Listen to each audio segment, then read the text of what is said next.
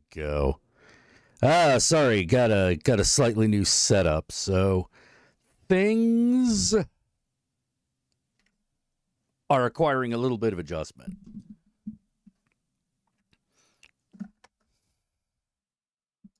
There we go.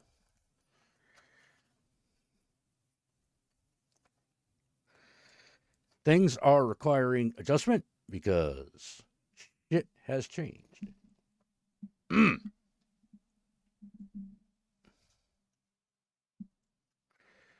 Woo! There we go. How you doing, Y2 Kiki, Zivan, Giovanni, Winter, Josh, Richard, and Aaron the Demon Dog?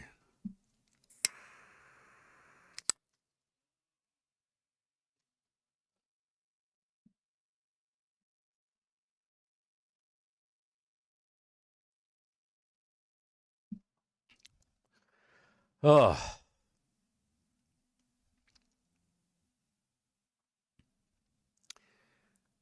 man, oh man, oh man.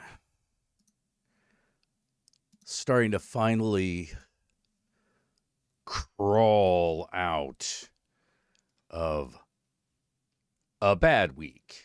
To be totally honest, things were not as good as I would have liked them to be. Um,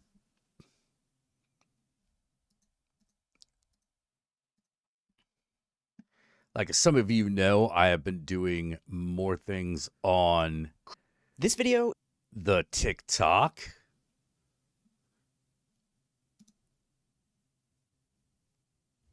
Which has been good.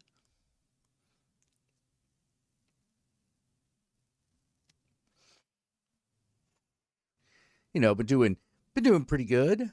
Let's see. Y2 Kiki says I'm good. Waiting for my fiance to get back from a show. Hope you have been well. Oh, how come you didn't go with him? Was it one of those shows where you were like, I don't like this band. I don't care for this band. I hate the opening acts. This is awful. Or is it one of those I'm sick? Or was it one of those like friend comes up and this guy, I got one ticket to either you want to go?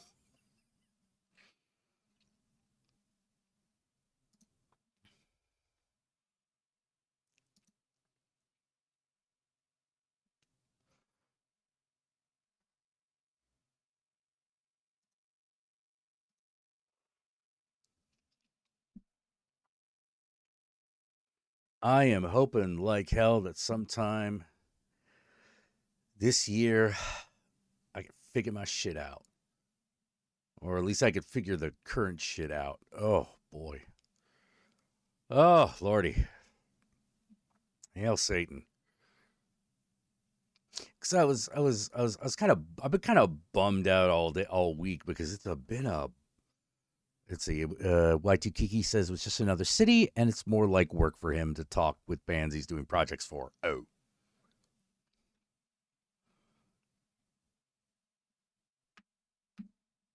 Depeche Mode. You know.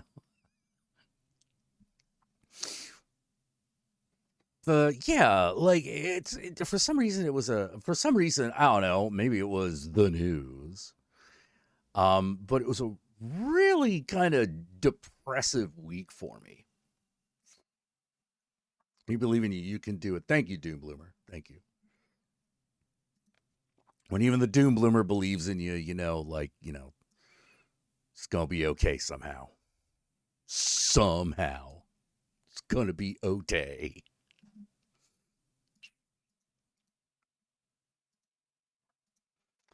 Uh,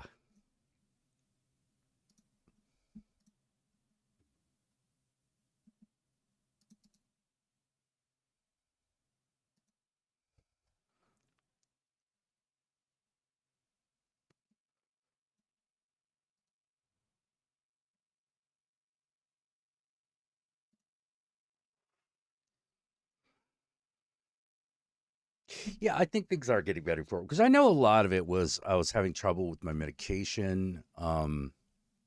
Because holy shit, did they make me work for it? Okay, so yeah, I'm an ADHD having motherfucker, as you could probably tell.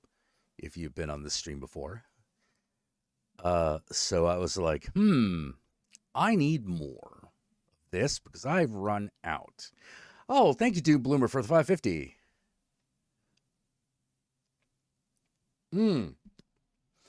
Canadian dollars.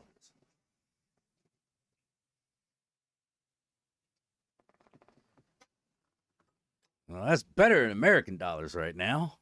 Thank you. And hey, Super Anime Girl, how you doing?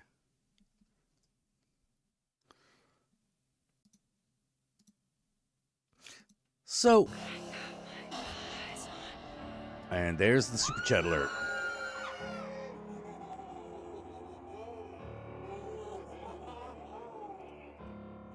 That Super Chat alert really got to get on it. You know, I see that shit in the chat long before that comes up. Yeah, psych meds. It's fun. And so I went to my local pharmacy to at least get the mood medication. I'd be like, hey, I need some mood medication. And they were like, well, you're out of refills. And I'm like, well, that's news to me. And they were like, well, it is what it is. I'm like, okay. You want us to call your doctor to get a refill? Yes. Like, why are you even asking?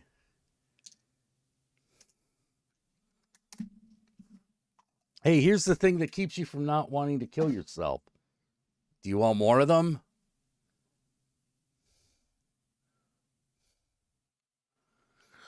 So yeah, that was fun. Also, I got to get one of the cats a dentist appointment. And they were like, wow, it's really hard to get a cat a dentist appointment. I'm like, yes. So what do I have to do to make one? We have to wait for a slot to open up. Cool. Can I get in the queue? Well, no. Why? Because we don't know when one will be open. Well, that's why you put people on a piece of paper in the order that they requested, so that when a slot does open up, you go down the line and see who can come in that day.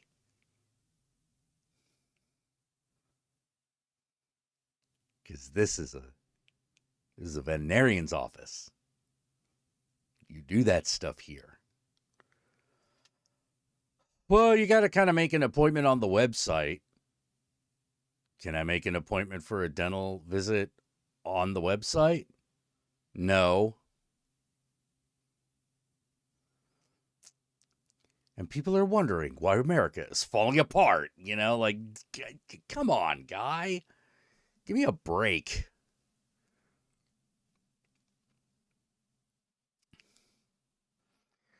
Oh, I haven't seen Across the Spider-Verse yet. Hey, Alexa Gamer, how you doing? Tried Zoloft. Doom Bloomer says I tried Zoloft many years ago. Literally slept 4 hours of 5 days, then trashed them. They made me pass blood. Didn't go well. Oh, awful.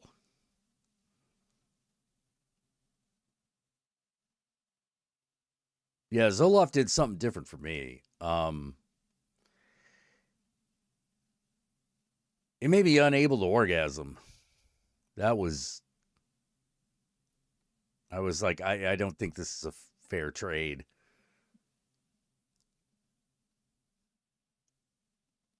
I mean, yeah, it's like my lows aren't so low, but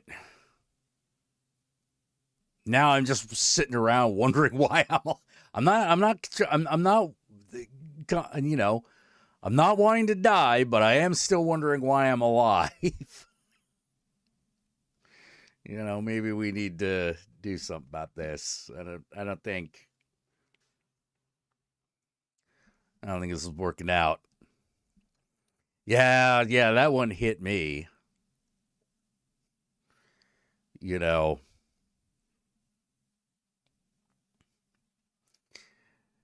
Yeah, there's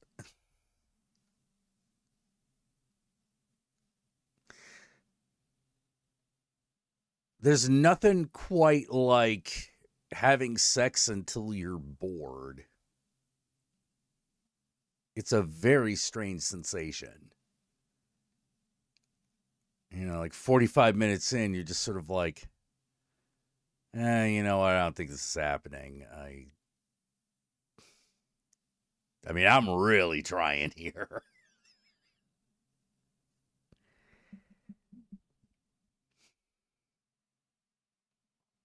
Oh yeah, I know so many people who are on weed for anxiety. It's ridiculous. Like it's just absolutely ridiculous. It's so common too.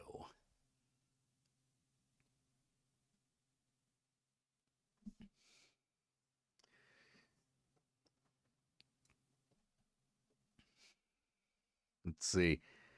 I had a freak out on Zoloft. My roommate found me trying to climb the walls like Spider Man. Dude, that's a pretty extreme side effect. Should put that on the label. May make you think you're Spider Man. You're like, Miles Morales ain't got shit on me. You know, let's do this.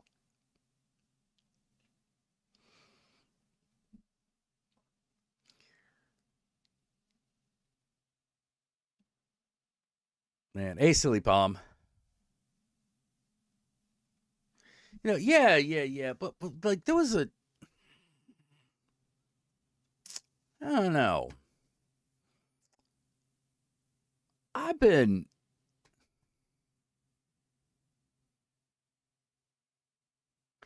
I've been thinking a lot about how my brain works. I don't have a lot of really solid answers. You know,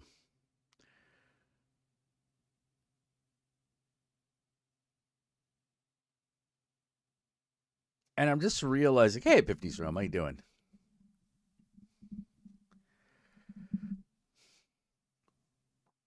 You know,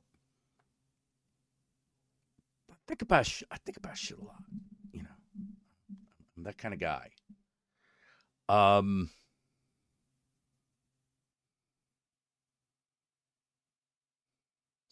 all the senior citizens in my area are talking like it was the '60s again, like TikToking. Because I see more and more old folks on TikTok these days. I don't know if that's new because I'm kind of new to the platform myself.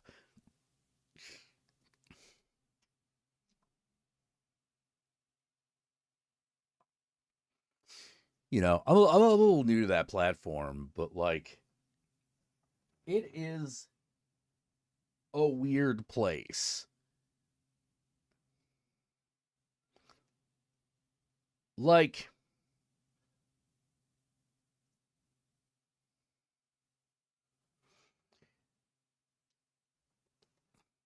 oh, Colkin equals smoking weed.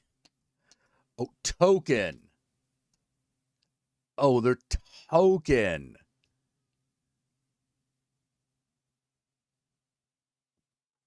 Got my mind on my money and my money on my mind. Smoking, going down the street, sipping on gin and juice.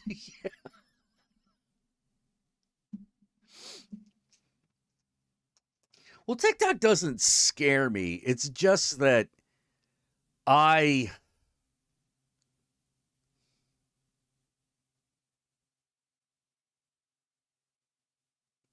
got 25K likes, is still going. I what was it? Actually, with that said,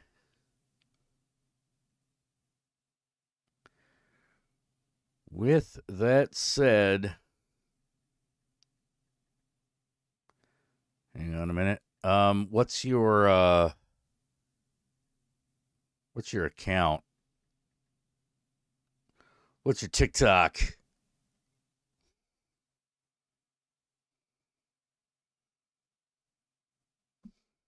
Content creation days mostly behind me, besides my current game development projects. What the? Bah! I need, I need that. Oh, you did YouTube videos? Oh, you were doing YouTube videos. So you started a little before I did. If you were doing them between 2010 2013, like I started doing them like 2011. Like didn't get anywhere until 2013, you know. Got a little attention when I did what was it? Raising Cain.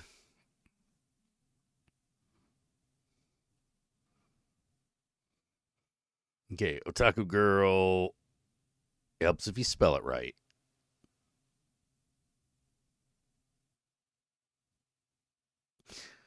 All right, Otaku Girl. All right, none of these are you, so we gotta keep adding. We gotta add the 1995. We're gonna Otaku like it's 1995. Okay, that looks like you. There we go. There's a video of you in the Hot Topic in front of all the Funkos. Looks like you made this one like 2 years ago. It's just like it was just like the one that was pinned.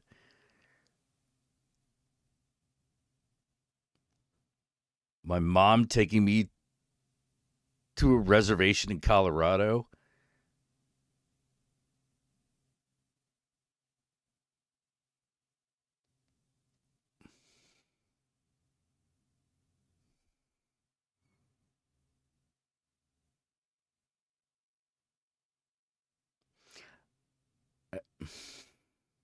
Why'd you go to a reservation?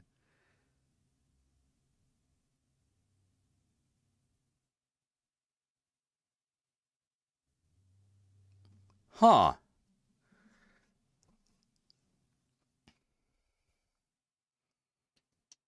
I mean that I guess that's not like completely out of bounds. I'm just sort of like, oh, your mom didn't seem like the type that was just going to randomly go to a reservation.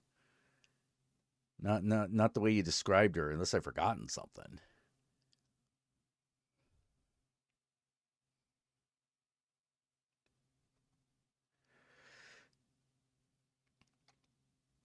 She had a native friend. They invite us to a cookout. Oh, okay, okay. And I take it that's before you lived in West Virginia. Sorry.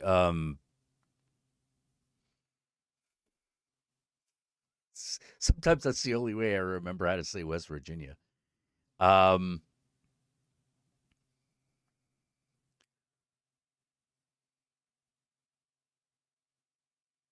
let's see. Y2 Kiki says my fiance is going to start YouTube about his unique eating disorder. What? Did they name it after him?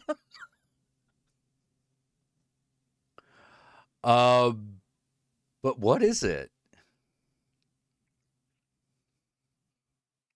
I do knitting, play mandolin, tenor recorder, and work on video game development as a hobby. Ah, hey, Niger G. Well, oh, you lived in Colorado for a bit before West Virginia. We moved because she wanted to be closer to family. Oh, okay, okay, got it. I really should have guessed that. What kind of video games do you? Yeah, take a look at my pits. They're awesome. Um, what kind of video games do you develop?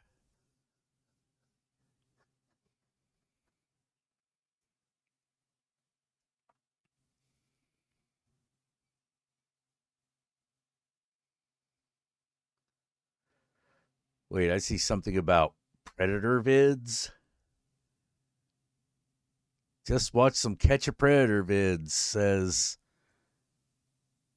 Epiphany's Realm. That shit is disgusting.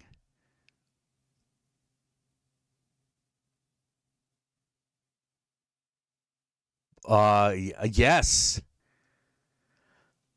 Yes. Yeah, they are pretty gross.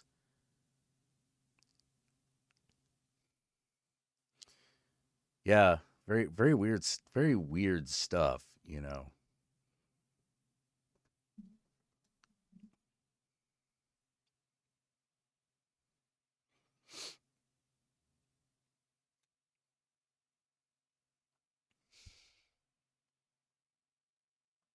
One of the things that always one of the things that freaks me out about To Catch a Predator is that oftentimes these guys look like you imagine.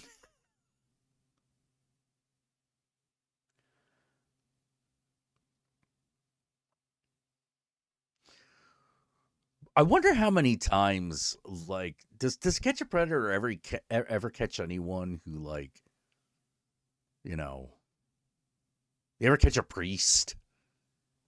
Hey John, how you doing? Like they ever catch a priest on To Catch a Predator? Because I never watched that show. Let's see. No, I guess it's weird to something. I don't know if I want to say too much. We basically has super selective eating and food avoidance. Oh, huh.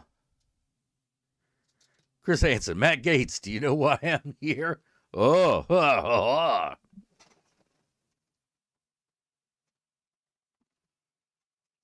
Currently working on a text adventure, a 2D adventure game. Gotcha.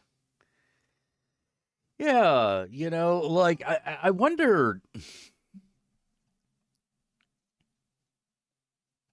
I don't imagine they all look like that when they're younger, but I imagine as time wears on, they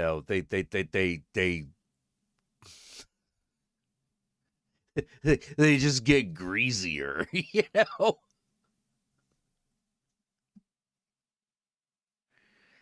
The pedocon theory.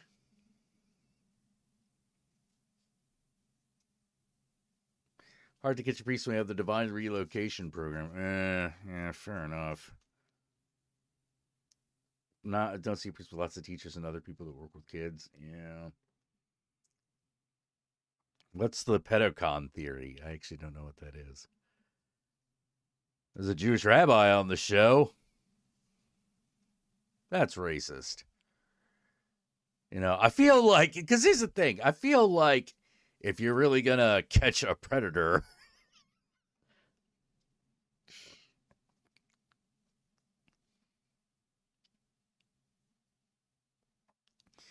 you'd have a lot of Christian priests there. Don't be silly, Jack. Priests have a place for kids to come to them. You know what? That actually reminds me. I saw that documentary, Shiny Happy People. Good God, man. I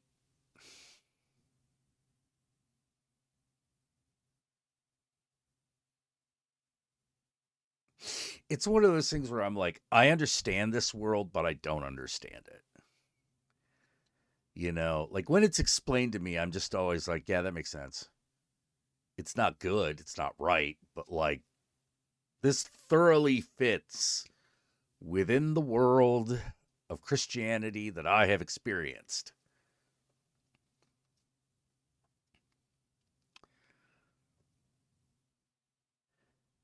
Yeah, I had a watching buddy. With that one. I watched that with Horror Guru, and we watched all 4 episodes in a single stretch. But he started watching. See, it was kind of funny how we started watching it. Like, I originally was thinking of watching. I think it was Covenant, and I was like, I really should wait for Horror Guru to be available, because that's probably something we should watch together. And he was doing something. I was assuming he was like on a video date or something, or just head deep in editing or something. And so I was like, I'll watch something else. Find a true crime documentary. And Shiny Happy People came up, and I was like, all right, let's just watch this for 10 minutes and see what happens. And the first episode is just the documentary itself is very centered around the Duggars. Now, here's the thing. Oh, you love my hair? Oh, thank you. Here's the thing about it. I often talk about, yeah, there was a good 10 to 15-year period of time where I deliberately consumed no television. I didn't even like go to, I only went to movies like once every like 3 months. I know that that probably sounds impossible. But yeah, it's true. There was this period of time where I was like, I hate everything. Like, I hate everything that's on television. I hate all the movies that are being made right now, with some very notable, with some exceptions. Um, it really wasn't until I think the Avengers.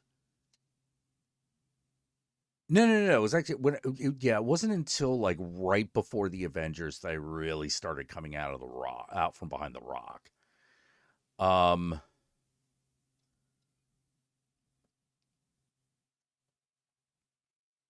yeah, so I had no idea who the Duggars were until literally last week.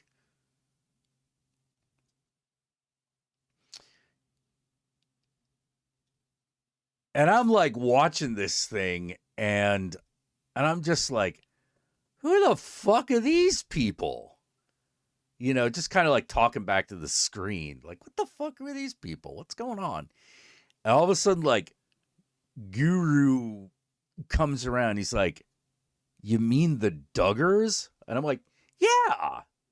Who the fuck are these people?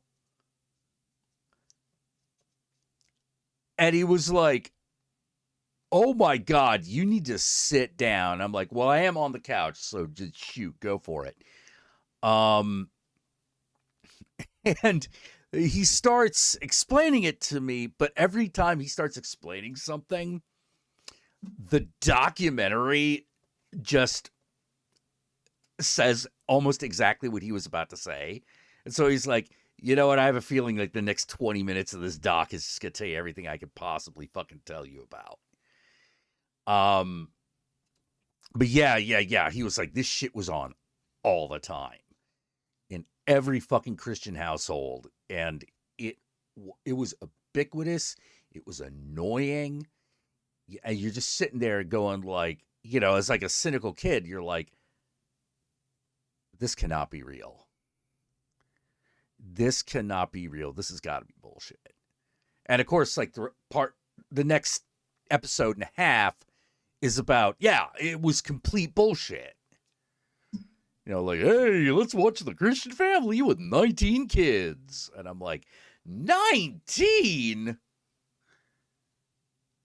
That woman don't look that old either. Like, I'm doing the math in my head, and I'm like, you are telling me that there was not a month where this woman wasn't pregnant for like 15 years.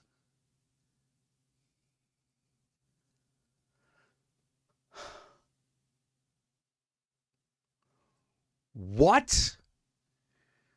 Hey, you want to talk about it? Yeah, I'd love to talk about it. Yeah. Like, but I mean, it was a whole, like, what the fuck?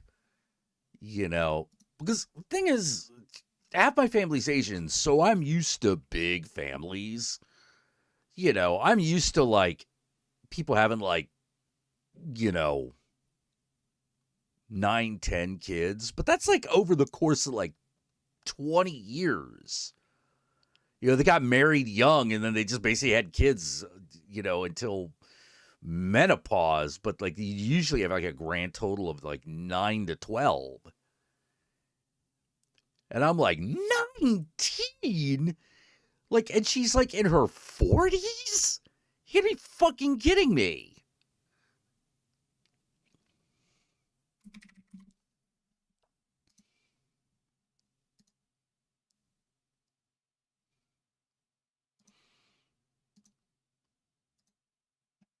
Yeah, Our Lady of Perpetual Pregnancy. Yeah, I saw that. I saw that comment. Like TLC needs to be fucking set up on war crime, hanged for war crimes. And I'm like, yeah, probably. Good lord. And I also found out about Generation Joshua, which is apparently like the concerted effort to get like more Christian teen influencers on like Instagram, YouTube, you name it. And all of a sudden, some of the shit I had seen on TikTok started to kind of make a little more sense.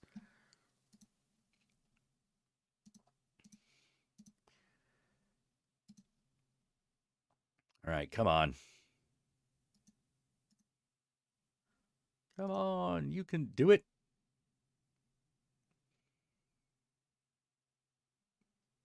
Da-da-da-da-da.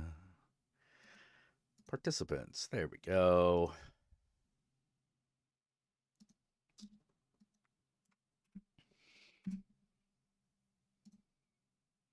So yeah, I started learning about a world I had no idea actually existed.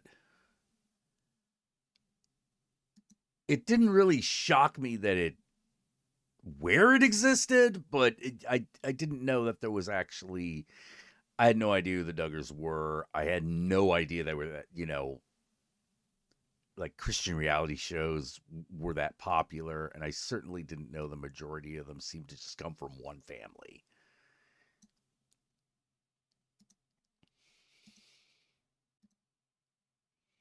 I mean, there were others, but like that's one of those.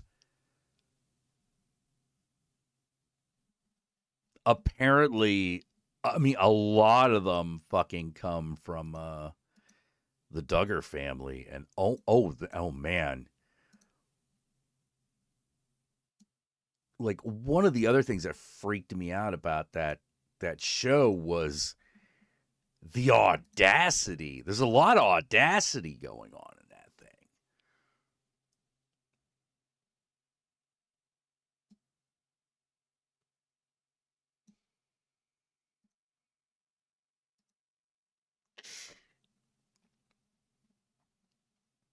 Yeah, Christian teen influencers. Yeah, that's gonna end well. Exactly.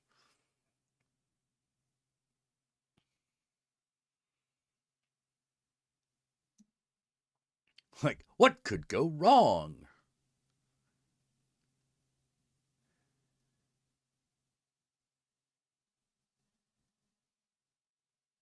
3 games I'm slowly picking away at are normal ones, but they're fetish based. Oh,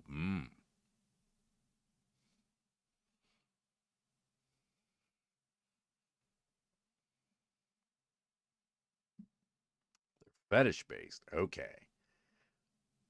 I mean, I'm curious as to what the fetishes are, but like, I can understand why you'd be like, I don't want to share that. It gets real personal real quick.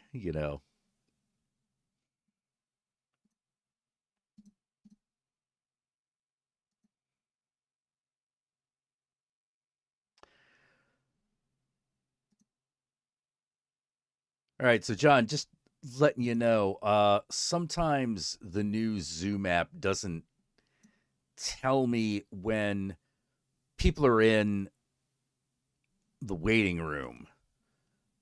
So if you're in the waiting room right now, like leave and come back.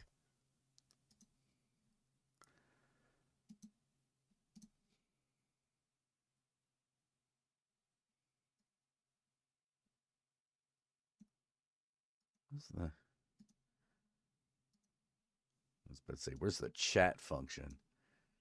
God, I hate this new like fucking apps. I'm like, Zoom doesn't need apps. It is an app. Ah, there we go.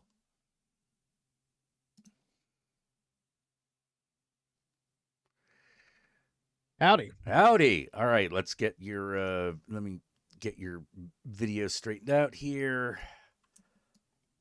Ugh. So yeah, the Duggars. Just just learned about that shit. So when I was dating Jesse, like at the very beginning, Huh. um, we her family used to like really love um like TLC shows and stuff like that. Okay. And so I watched like Kate and Eight, John and Kate plus eight, um, fucking like they didn't do like the like 300-pound life or 600-pound life at that time. They did like a bunch of weird like multiple people having multiple kids shows. I don't know why. It was a big thing. It was probably during the age of like Octomom. Yes, it was. It was like when all that shit was starting to go off and whatnot. But anyways, I say that to say, like, I have actually watched this Duggar show, Okay. and like when I watched it the first time, remember 2007, 2008, still a Christian, still in the closet, still. Yeah. But I mean, like, did go on because I'm wondering. I want to see where this so goes. so when I watched it, then I didn't really notice all of the shit that was weird about that show because like I mean, the thing I noticed is like, wow, those kids are really well behaved. This has got to be fake. Yeah. Because you're like, there's no way. Like, listen, I go to church and I have some, I have some very devout friends. You get 19 of us in one fucking room, not a brain cell between us. All right. Yeah. I'm like, that's a lot closer to the truth, you know? So, me and like, so cut to like a week ago, me and the house were like, let's watch this together and scream at our TV. And then we watched 2 episodes and we tapped out because like spoilers for anybody that's going to watch this thing, but when he starts like spanking the kid over his fucking lap. Oh, dude. You're like, I, I don't, okay. Yeah. Cause, all right, everybody, here's what you gotta understand. There is a segment of this fucking thing where you, you feel like, you watching Uncle Touchy's Naked Puzzle Basement for real. Well, like, so he wasn't like actually spanking the kid. Like, he wasn't putting any force behind it because, Yeah. It was like fake spanking the kid, but he's touching his ass. well, it went from spanking, which is bad in of itself, to kind of like cupping the boy's ass. Yeah. Yeah. You're And like, could you is this just your excuse to touch well, then children? he was like, what the? He said something that like fucking sent me. Like he was like, "Did you appreciate that? Uh, hug me like you love me. Well, that hug didn't feel like you love me that well. Maybe I have to spank you again." And then proceeds to do so, and then gets Yeah, another hug. yeah. And I know what some of y'all are thinking. You're like, okay, this sounds crazy, but this is like some weird offshoot of Christianity. Called nope, Nope. it Mm-mm. is every fucking fundamentalist evangelical Christian church anywhere in America learns from the same people. Yeah. Mm-hmm. Oh yeah. Like But because like that was like, that was abundantly clear. well, when we started, I was like, I expected to be like, this is about the Duggar family, and I'm going to like fucking hate every minute of this. But it's not gonna be like I'm not gonna learn anything. You know what I mean? Yeah. You're like, okay, this is gonna be here are the Duggars. Here's him cheating on his wife. Here's the wife cheating on the husband. Here are their awful children, two of whom are investment bankers. You know, like, I and they're left that all series. miserable, you know? I left that watching that series going. TLC needs to answer for its crimes against humanity. Apparently. Well, like, Yeah, I didn't, when, like I said, like, no, reality television fucking passed me by right? because everyone was like, hey, this new reality show. Like, I was out of reality shows when Survivor happened. Oh People were wow, like, yeah. I dipped out way early because they were like, hey, did you see this show Survivor? And I'm like, no, surviving. what is it? They're like, well, it's a reality show. And I'm like, the fuck is a reality show? It's a show about reality, Jack. And I'm like, there is no such fucking thing. And then when they told me it was like a game show, I was like, wait, it's like a Survivor game show and they're calling it reality television? That's because That's we said dumb. that. Because we said that back in the late 90s, you know? And I was like, that sounds terrible. I don't want to watch that. Now, listen,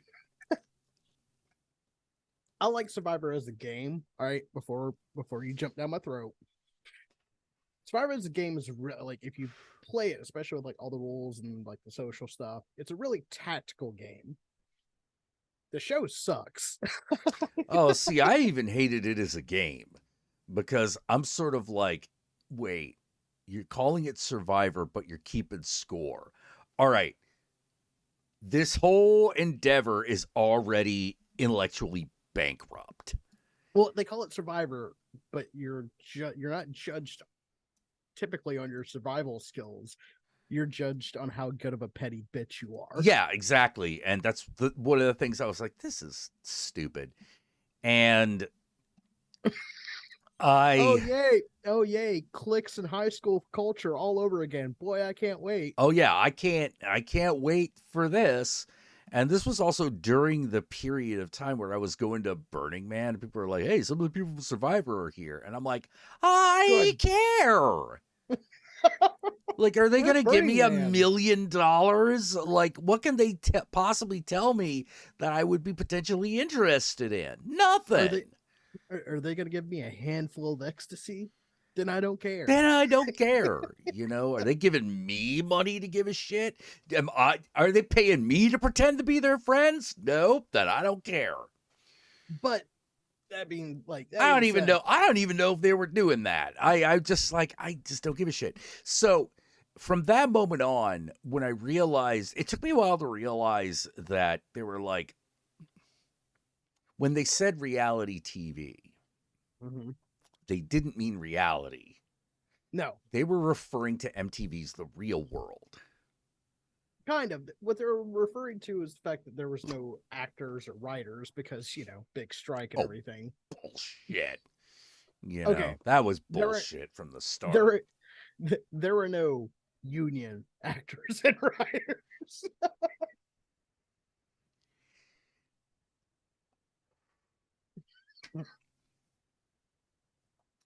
I mean, I come think on, it this was just their way of trying to get around the union strike. it was. That's You exactly what it know, was. yeah, It I was don't them know if there trying to. were or weren't, was or wasn't real writing on how, and I No, look, it's I don't know for a fact, but like, come on. You know, like editing. these things are so fucking staged. Before we even get Right, into the editing bay, this thing is staged. These things are staged as fuck.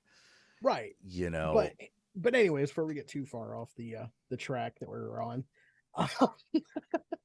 talking about like the Duggars and TLC, like they gave him this platform, and the Duggars like almost immediately see it as a way to like expand IBLP. yeah, which was their like, oh God, It's how to explain that? IBLP was basically the homeschool guide for raising a family. Yeah, it's the program that most homeschoolers use. Oh, I can. Most isn't.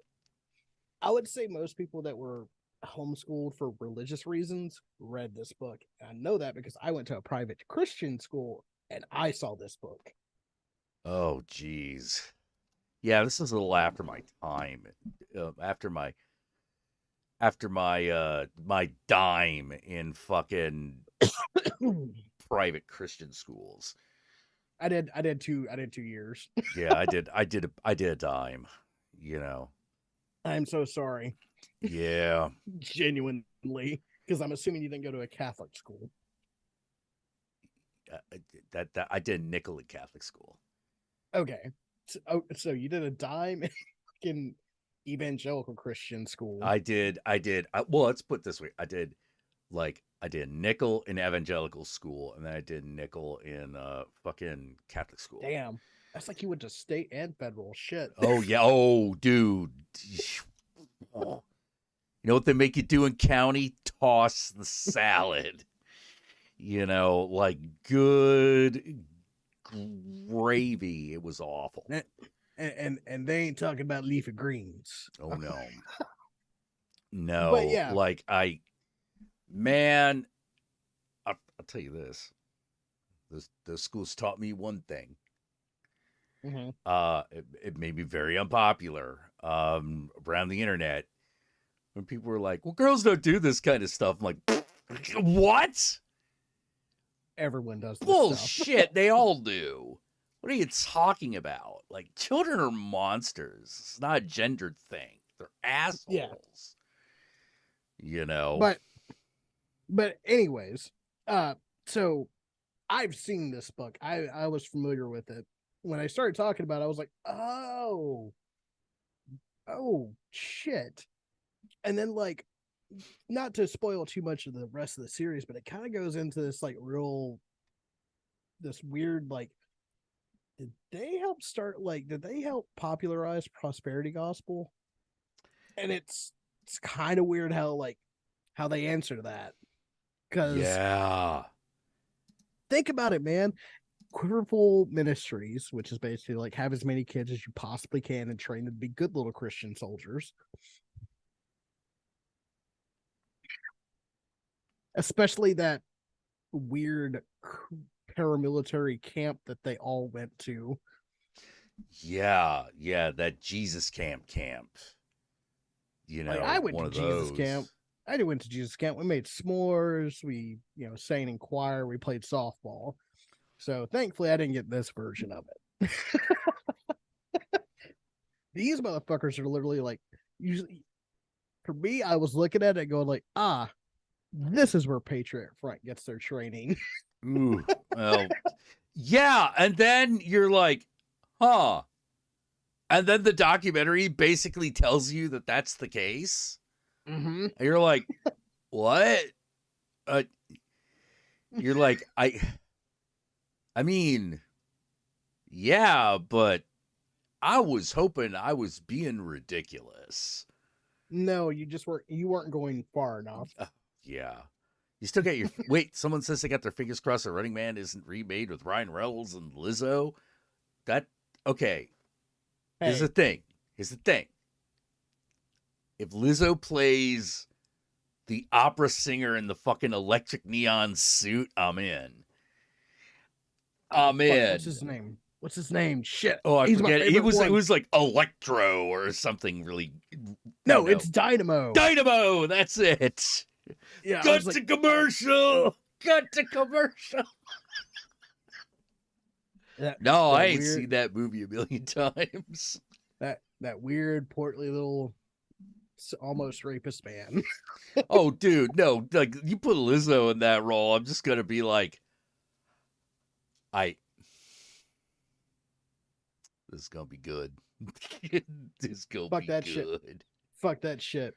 Go all the way, make her like Fireball. Electric suit, man.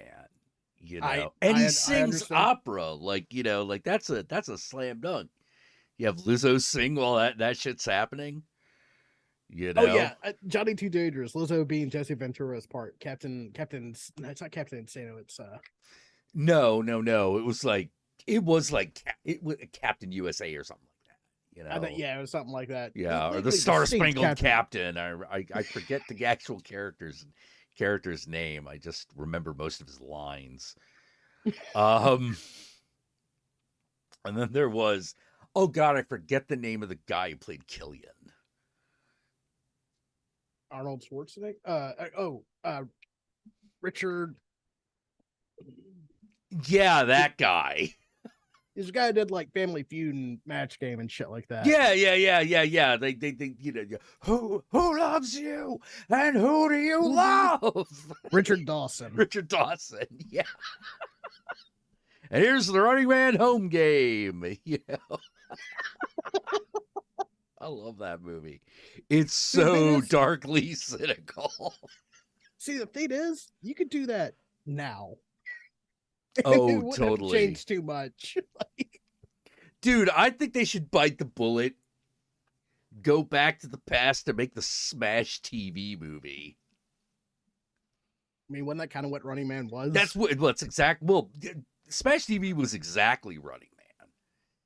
Because also, it wasn't the Running Man. That's for goddamn sure. Well, it had major plot elements that were the same. It's the same plot. It's not the same story. It's the same plot, though. That movie suckered me into reading that book. Oh, yeah. The book is way more depressing. It's way more depressing, but like it does have a better ending. I'll say that. Spoilers. Not nearly as many like pro wrestling things there. Yeah, that was a conceit of the movie. Yeah. That was a conceit of the movie, and to me, it's like, well, this is how the movie really sings, like sometimes literally.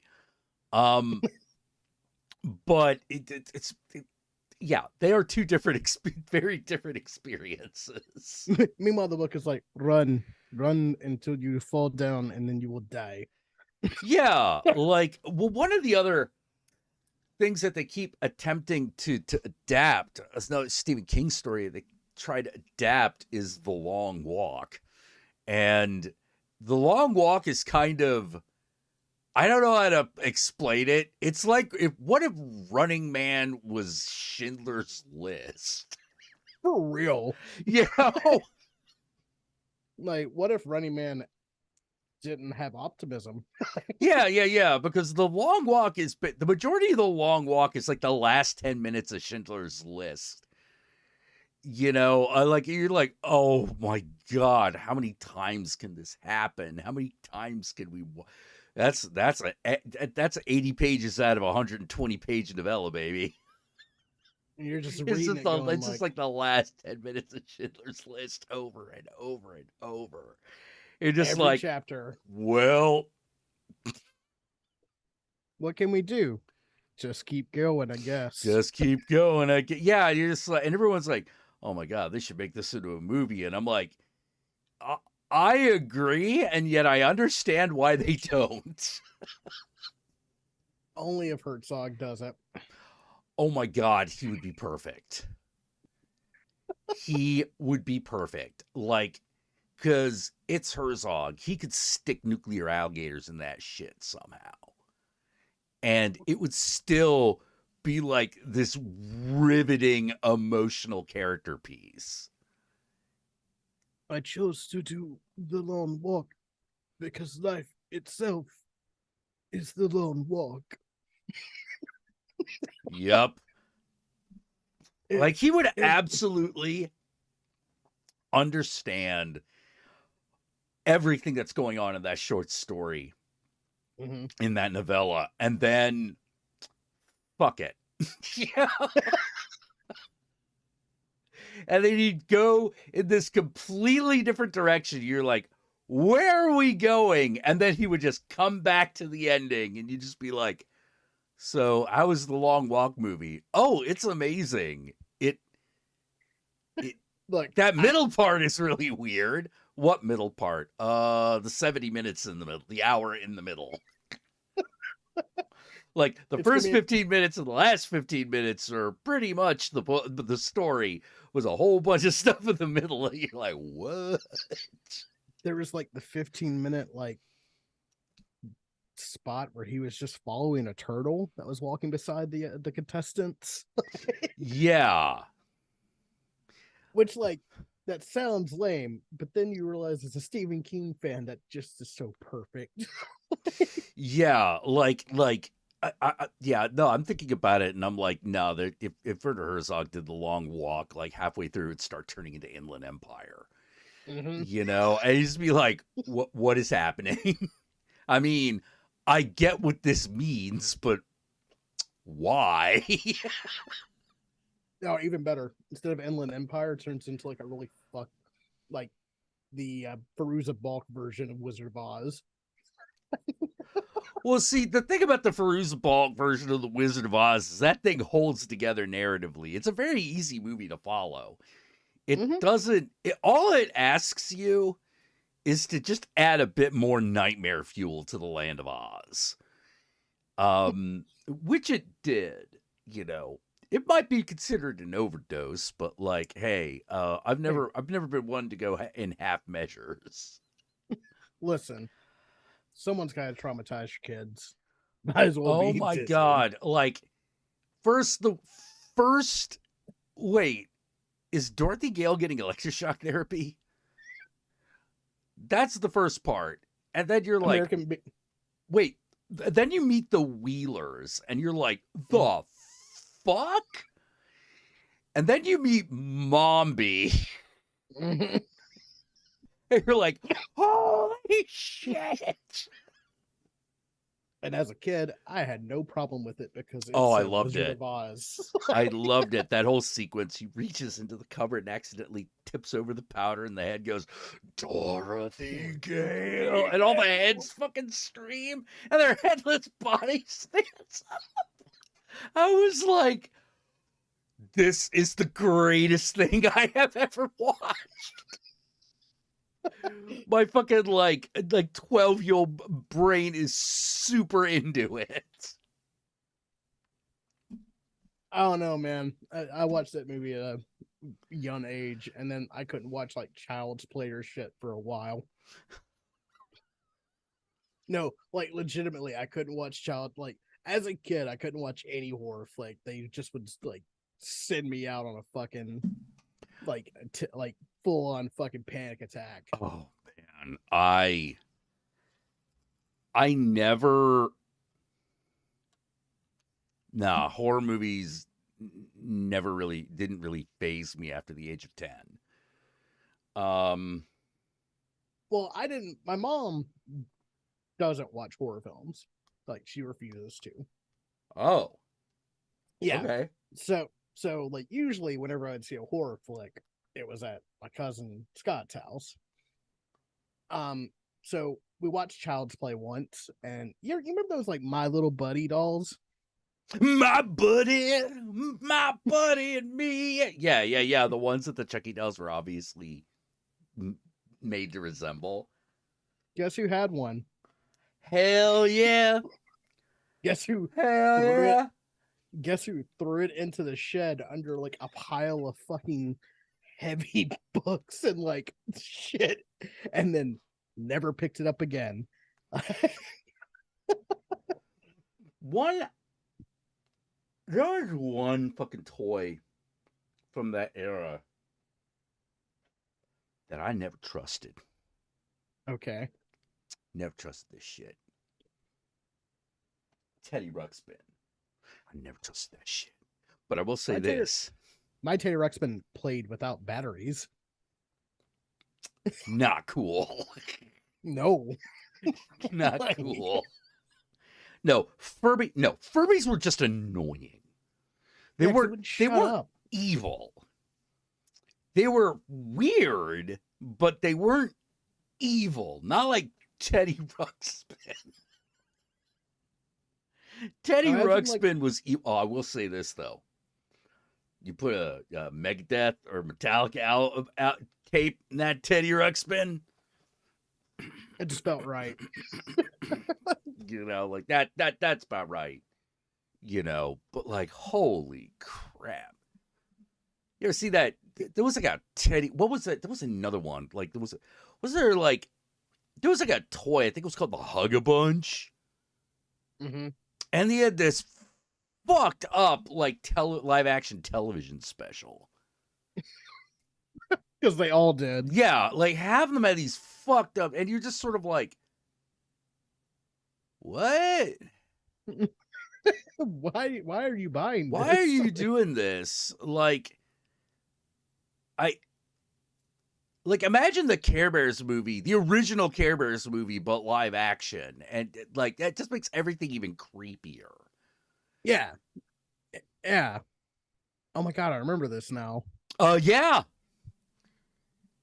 That was terrible. yeah. It was terrible, and then it has that scene where like that woman like fucking gets old and turns to dust. And you're just like, ah. That like for some reason you or block out of your brain. Oh, As I a never kid. blocked it out of my brain. That thing seared into my frontal lobes. And You then you know, unlock it when dealing with other trauma. yeah, like that was the Hug a Bunch movie, right? Mm-hmm. Okay. Mm-hmm. Just I want to make sure I got it right. Um, Um, ugh.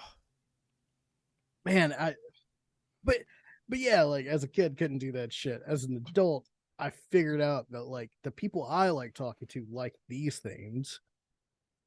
And I kind of like them too. So like that's the reason why I started getting into horror films, is because well, look, you gotta get drugs from somebody. And then I became a bit of a horror fan. You remember the Milo Monster live action? Is that the one with Howie Mandel in it? Yeah, that was called. I think that was called Little Monsters. I don't think it was.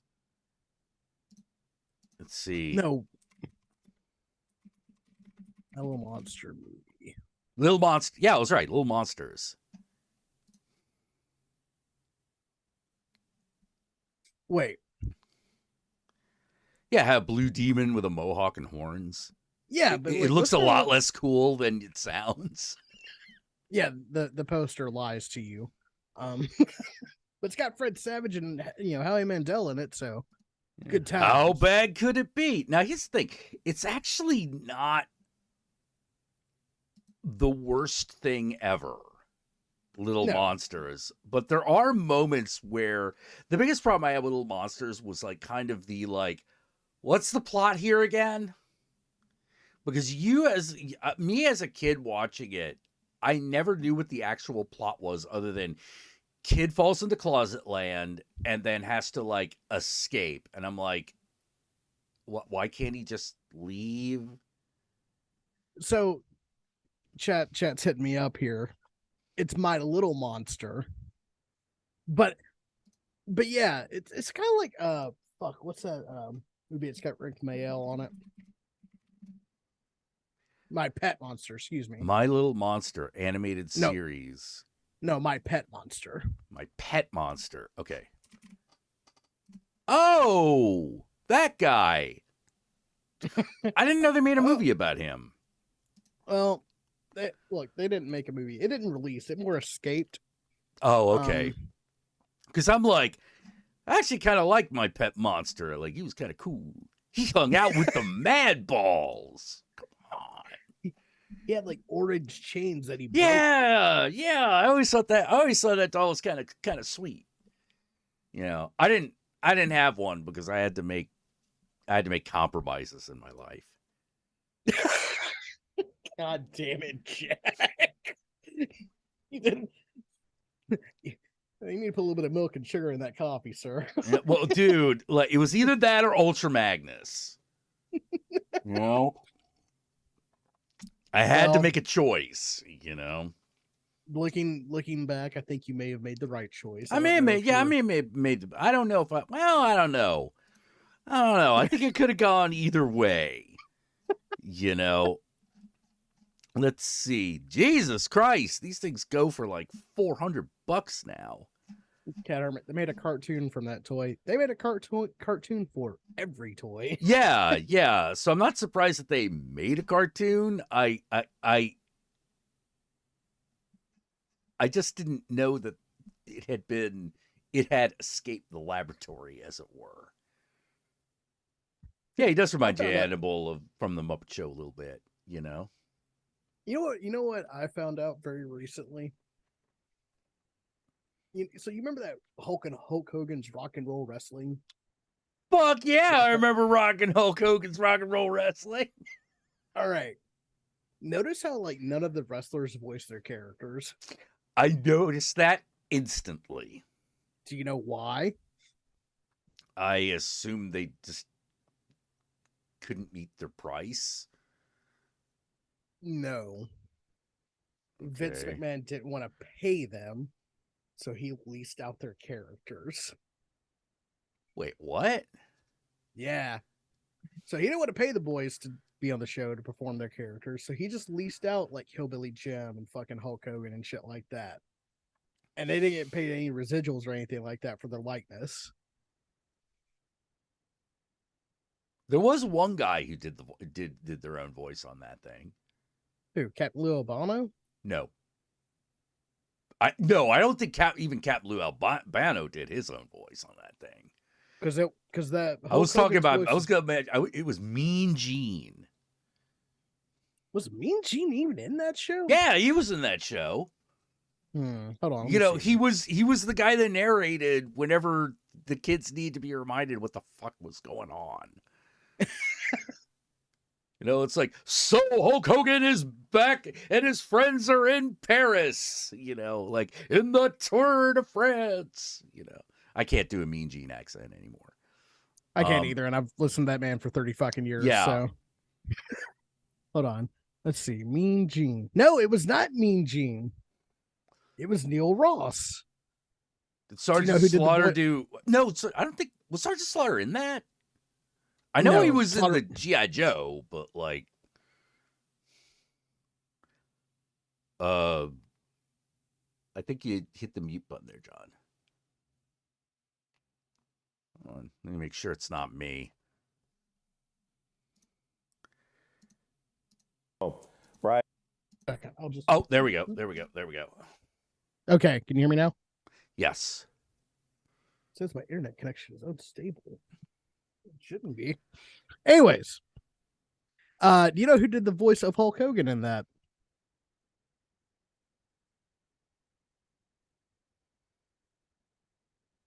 The guy who did the voice of Yakko Warner? No, it was not. I know who you're talking about, but no. Okay, who? Brad Garrett. It was one of his breakout. I think it was his breakout role.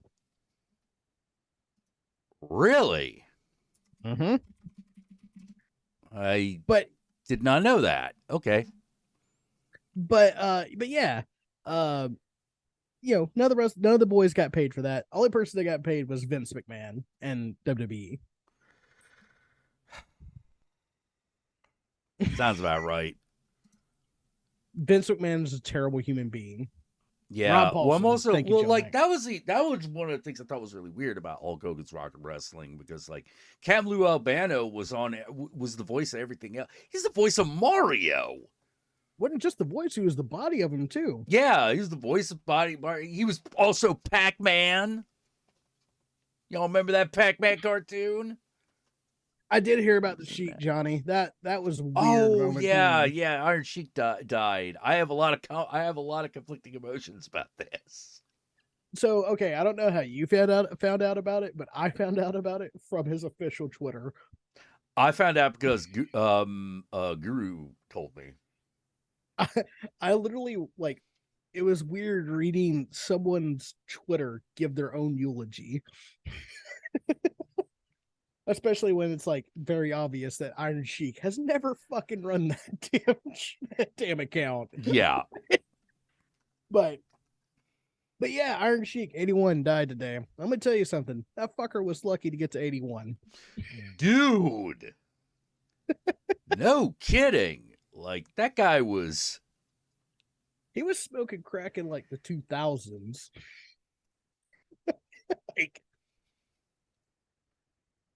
like for real. Like I've seen him fucked up at a wrestling show. Man, ain't none. I don't think there's anything more sad than like old wrestlers who are obviously beat the fuck up and broke. He was like a broken man too. Oh yeah. You know, he wasn't just broken in body; he was also broken in spirit. Yeah, it's wrestling, man. He's just an angry dude by the end of it.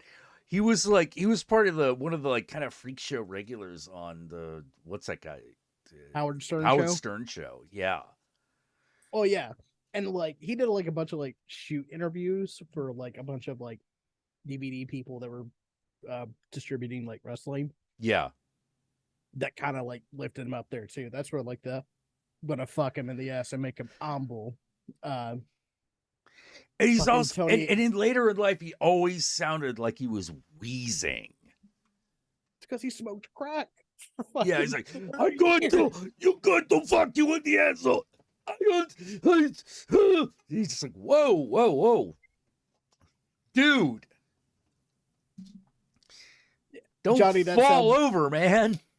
That sounds about right. At Mad Monster in Charlotte one year, he threatened to put me in the camel clutch, and I handed him a water, and he went, "I don't give you like Hulk Hogan, you jabroni."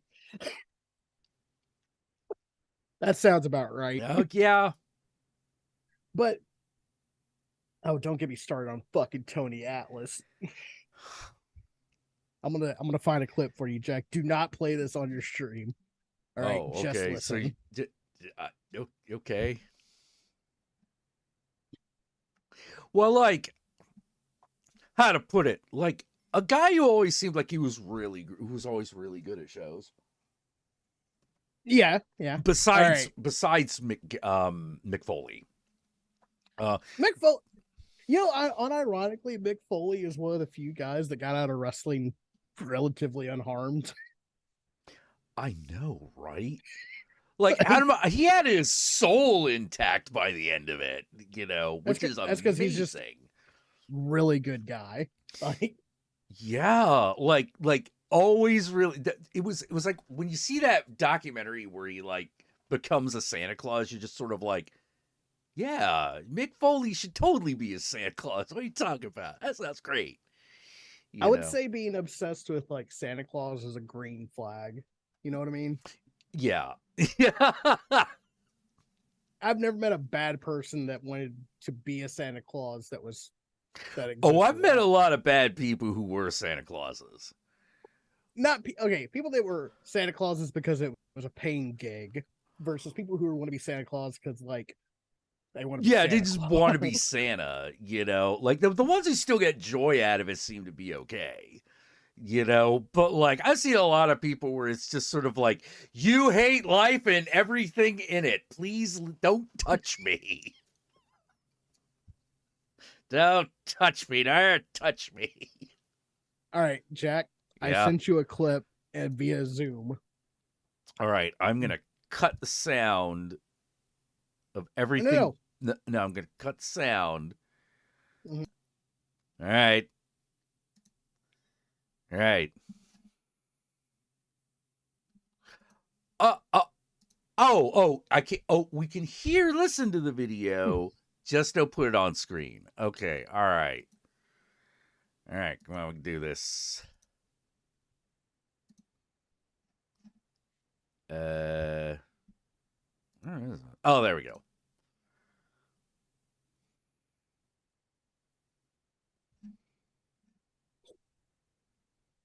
The fuck?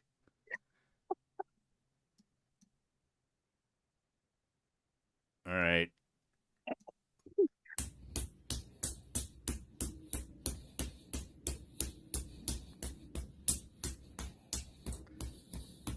The fuck am I looking at?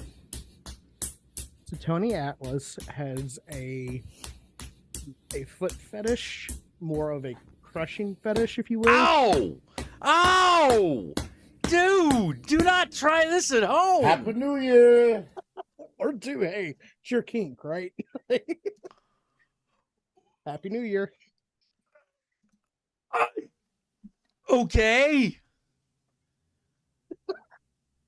Ow! Someone brought up Tony Atlas, so I figured I'd give you like a little primer for who he is. Okay, looks like an interesting guy. He's kind of cool. I like him. But definitely one of those like, whoa. To describe what we were watching. Take your shoe off first, at least. But no, you don't roll that way.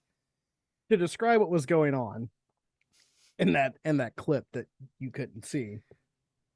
Tony Atlas is getting punched and stepped on by a very skinny white woman. Yeah.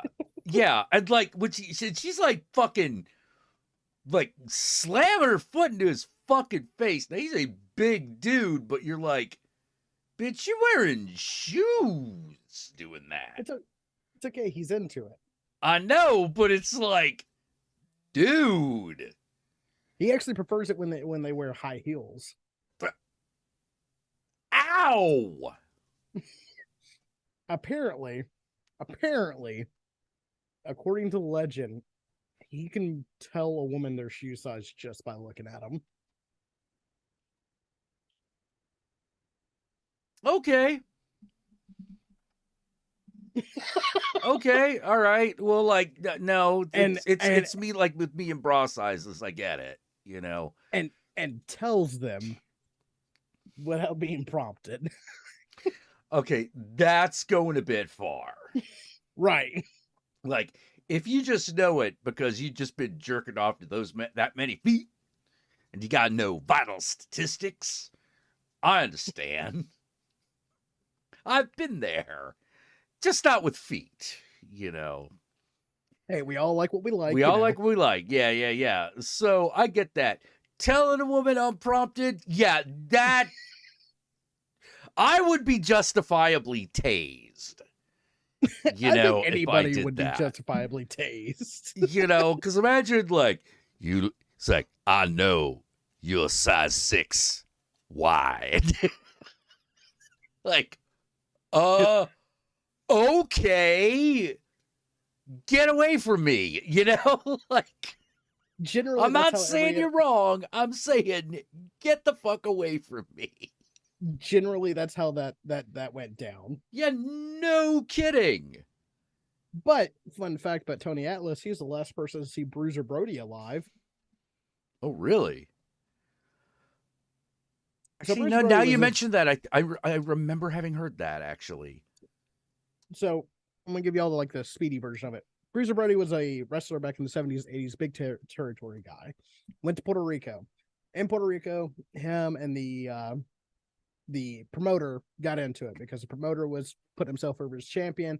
Bruiser was like not paid money. He was told he was going to get paid. So they go to have a conversation in the showers. And then somehow, some way, Bruiser Brody gets stabbed to death in the showers.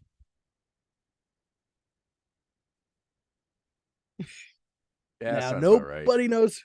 Nobody knows who did it. Nobody knows what. No one who's talking. And those that would talk are probably dead. Yeah. So, yeah. So yeah, he was the last person to see Bruiser Brody alive, apparently. Wrestling is some of the greatest. Oh, that's right. Dark Side of the Ring. Was that Dark Side of the Ring or Dark Side of the Mat? Dark Side of the Ring. Dark Side of the Ring. There was the one in like late 90s, early 2000s called Beyond the Mat. That's right. There was Beyond the Mat and there's Dark Side of the Ring. Which Beyond the Mat is the one that focused on Mick Foley. It had Mick Foley, it had Jake the Snake, it had yeah. It basically was focused on what wrestling is like when you're not just the high card, when you're not just the main eventer, what happens in wrestling after you just that's why they were talking to Jake the Snake, because even though he was a star, he wasn't anymore. And was a star, developed an addiction, and then completely derailed the rest of his life. Yeah. And Mick Foley, it was always a fan favorite. He was never a superstar. Well, yeah, not while he was a wrestler. Well, no, he was. Remember, Attitude Era is when Mankind went superstar after that Hell in a Cell match. That propelled him into fan favorite. That's the reason why he's been a WWF champion. It's because the fans wanted Mick Foley to win. All right, okay, yeah, but the Beyond the Mat was made before that. It was made before he was champion, wasn't it? No. He was champion in that match he had with The Rock. With The Rock. Oh, okay. Yeah, because he took 14 unprotected headshots from a steel chair. Now, Jack. Yes, I've been I hitting don't. the head with a steel chair. Right, like one of those folding chairs. Everyone Mm-hmm. thinks that shit's really light. Not when you're on the business end. Right. But most of the time, like in wrestling, when someone's getting hit in the head with a chair, they pull up the arms, can give a little bit of a block. Now, if you handcuff someone, put their hands behind their head, they can no longer do that move. And you've got a former Division One defensive end named Dwayne The Rock Johnson fucking home runs swinging like Jose Canseco at another man's head. Yeah. I'm pretty sure Beyond the Mat was I think that was before Diamond Dallas Page tried to rehabilitate Jake the Snake, right? Yes, very much so. Yeah. Yeah. This was like when Jake the Snake was still like in his 40s, like before it got really, really bad. Because even in that movie, that wasn't rock bottom. Yeah, it was pretty bad. Like the one thing, oh man, Beyond the Mat, like, dude, that was the first time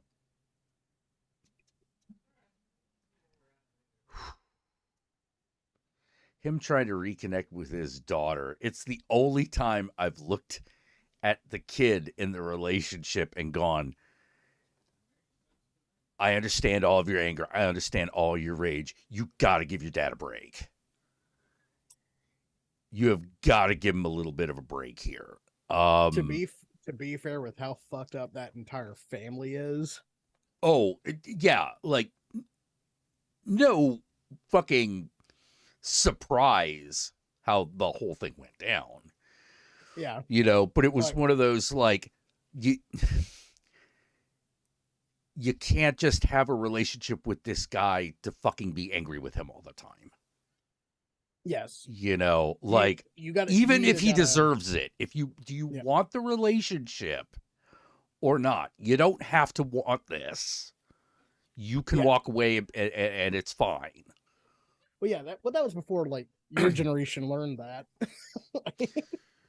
Yeah, like that was that was a lesson I learned pretty early in life. You know, it's done me very, very, very well, but it's always really painful to watch people take the other choice and get nothing but pain and more trauma in the deal. Yeah. Because it's one of those like, but what if? And I'm like, no. If they want it bad enough and you need to consider forgiving them, they find you. Or more appropriately, if you're already considering going no contact with your parents, generally that means they've done something that you find reprehensible, I guess the way to put it, and you can't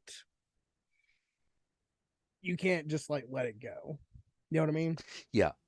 Because like all of our parents have fucked us up. Let's just be real. Oh here. Yeah. Like there's, well, how to put it? There is the sort of normal fucking up that happens in the course of trying to raise a kid or raise somebody. Yeah. The difference is whether or not it's unusual. Or it's okay. So going to my own personal history here. Go for it. I've already went no contact with my dad.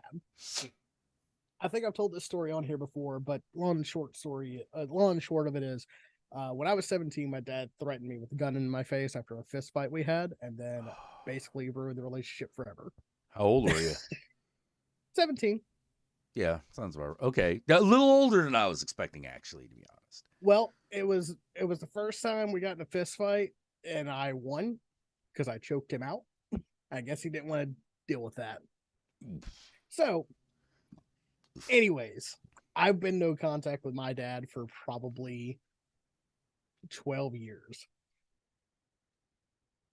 Now, notice I'm 33. You're like, 12 years, that don't add up. Well, I kept trying to give my dad chances to like redeem himself. Oh, okay. Yeah. Yeah. That's natural. Yeah. Well, it's like, my parents got divorced like after I left the house. And my dad tried to maintain a relationship, and I was trying to do that thing of like, you have your problems with your dad, but like you still try to maintain the relationship because he cares for you, right? That old chestnut. Yeah. Yeah. Yeah. Then one year, I will never forget it. It was he sent me like some stuff for taxes because I was doing my taxes and I was in college. My name, my actual name is Jonathan, Okay. but I shortened it to John because that's a lot of shit. I don't really care. Okay. Yeah. My dad gave me that name. All right. Jonathan? On the phone. Yeah. Okay. But I've been John like pretty much my entire life. Right. He spelled John John. And I went, he gives no shits. I need to stop.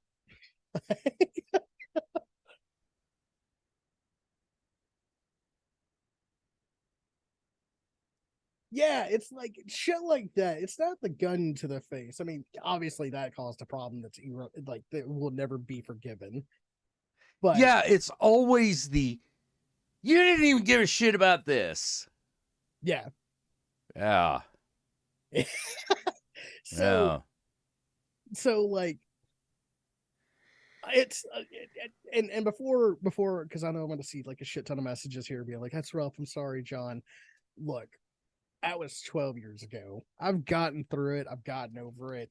I don't really, it doesn't hurt me anymore, I guess is the way to put it. I could talk about it without it like feeling bad about myself because it was just a thing that happened. Um, but, uh, and I appreciate it. But like at the same time, it's like, it's whatever. Well, I don't have to deal with them anymore. It's still a big deal, you know. Oh, it is. It is. And like, I get it. That's the reason why I don't like shut off when people do that shit. But it's like, but like as an adult now, I keep like running into like, my friend, like family friends and members and stuff like that. And they always say the same thing, which is, well, we didn't know what to do. And for years I was like, I didn't know how to respond to that. I was always just kind of like, it's fine. I understand. And I think like within the last like 2 years, I've come to the response to that statement, which is, I don't know what you could have done either, but doing nothing wasn't enough. But like, I don't know what you could have done to stop it, but doing nothing kept it going. Yeah. Yeah, um it's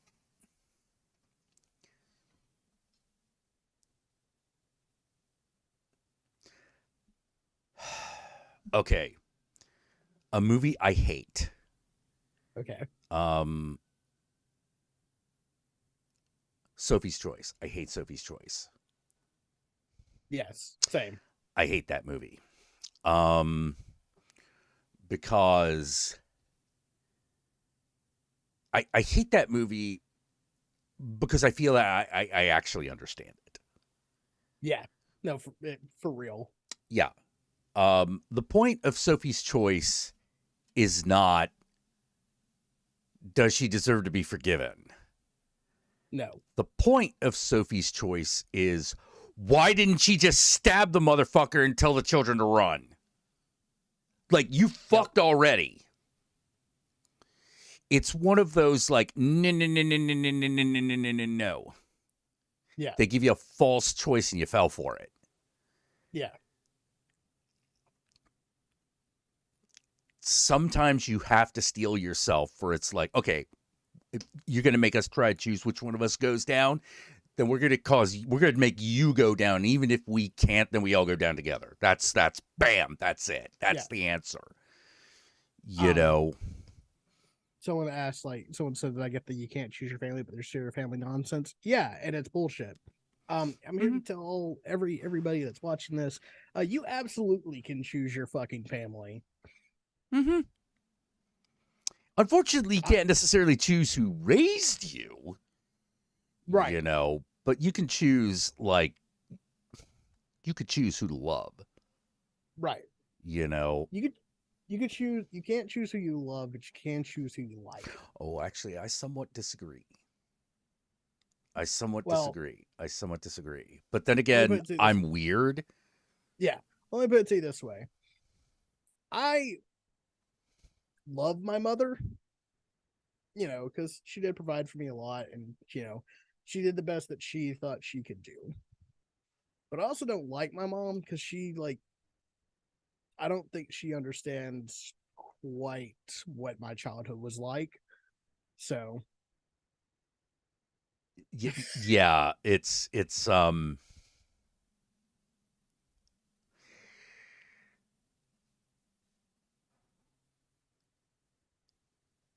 are they going to stick up for you in a fight over this? And that's kind of like the thing I've been dealing with lately, the thought I've been having lately is like absolutely my father abused the fuck out of me. I am not going to deny that. But for 18 years my mom couldn't handle it, and the minute I go out, I leave the house, that's when she decides she wants to get a divorce. Yeah. I know what you mean. But you know, the thing is you probably did. The truth is, you did your mom a favor. I mean, yeah, I turned 18 and left and never came back. Yeah. And that's the thing an abuser really can't stand. Yeah. Which is, wait a minute, they can just leave. Which is, yes. It's like, oh, but it's not that easy. That's not the point. It ain't about the point easy. Is, it ain't about easy. It's about whether or not it's possible. And it's possible. Yes, you can leave. It's a big, I mean, unless they're literally chaining you up in the basement, which has happened. But that's why, for example, a guy like, what was his name? Steven Crowder. It was Crowder, right? He was like, I can't believe my wife could just leave me. Yeah. I can't believe that's legal. That's how you know he's an abusive prick. If nothing else was going to prove it to you. Because right there, he basically said, why does she have consent? Mm-hmm. Why does she get to get the choice of whether or not to be my wife? Because that's how it works. Because that's how free will works, Steven. Yeah. You know, and that's why a lot of these people are trying to get rid of, like, no fault divorce. They don't want that to be able to be an option anymore. Not because they want to necessarily stay with the person. They just don't want them to get away without being punished. Yeah. You know, sorry, my internet fucking flashed. What? Oh, I said my internet just fucking flashed. Oh, I think we're stable though. Stay on target. Stay on target. You know. But yeah, I just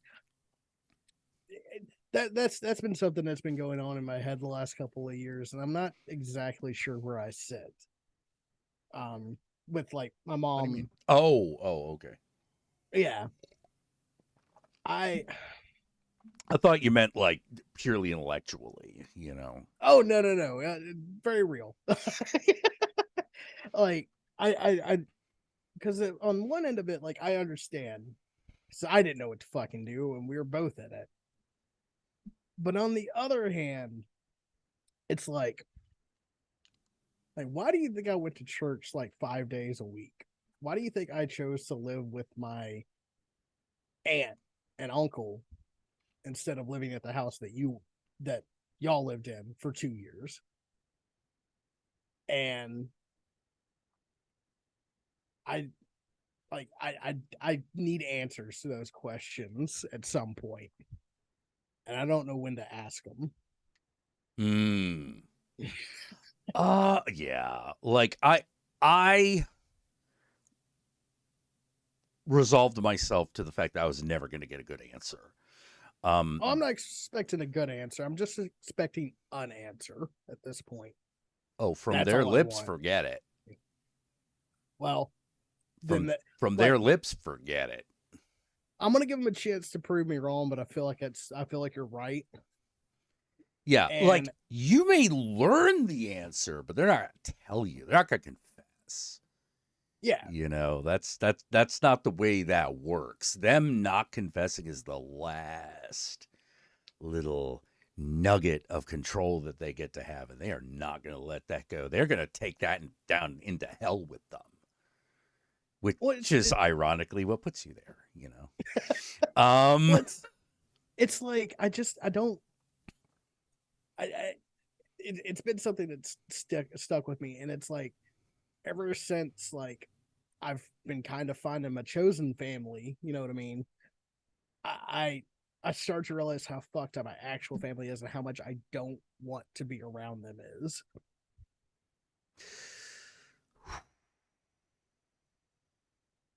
Yeah, I'm just sad. I'm sorry you got that on like both sides. Eh, I at least have like my dad's side of the family. Like my dad's side of the family is relatively functional. In fact, oh, I would say it's very functional. It's not perfect. right, It just functions. It's an old reliable car. It right, does exactly what you expect. If sometimes even some of the bells and whistles work. right. As opposed to my mom's side of the family, which is a Pinto that exploded in the 70s, and no one Well, ever replaced it or repaired it. well, like the reason why I don't have it on my dad's side, and honestly, I don't want it on my dad's side, is like I was a child born out of wedlock, and that was some awkward conversations and shit like that. Mm. Dude, I So I was found never out I was really. conceived out of wedlock. I was so happy. Was your dad also married to another woman at the time? That he wasn't. Well, mine was. I would have been very upset if my dad had to leave another woman to marry my mother. Another Not woman with three kids. all by him. Mm-hmm. And then he met my mom because he owned a bar, and my mom was drunk in a bar. So, Oof. mm-hmm. Well, like, so, so like on my dad's side, I don't have that. On my mom's side, we used to be really close, and then like 2016 happened, and then that closeness kind of died out. oh, oh, Mm-hmm. that's whoa. Do you realize how many old people are gonna fucking die alone because of recent events? Well, according to latest polls, at least 45% are Republicans. Mm-hmm. Like there's going to be about that many. It's Um, like, what? Fuck that. If you're still a Republican and like, if you're still a conservative at this point with how the GOP represents itself, that says more about you than you think it does. oh yeah, oh yeah, oh yeah. Like, Like all anyone who was reasonable and a Republican was out by 2018. anybody that was reasonable and a Republican prayed to God that Trump was just a side effect. Yeah, not really understanding how bad the rot was. Yeah. You know, it. Whoo boy. Like that's the thing that really, really, really um upsets me about about the whole Trump political everything, which Mm-hmm. is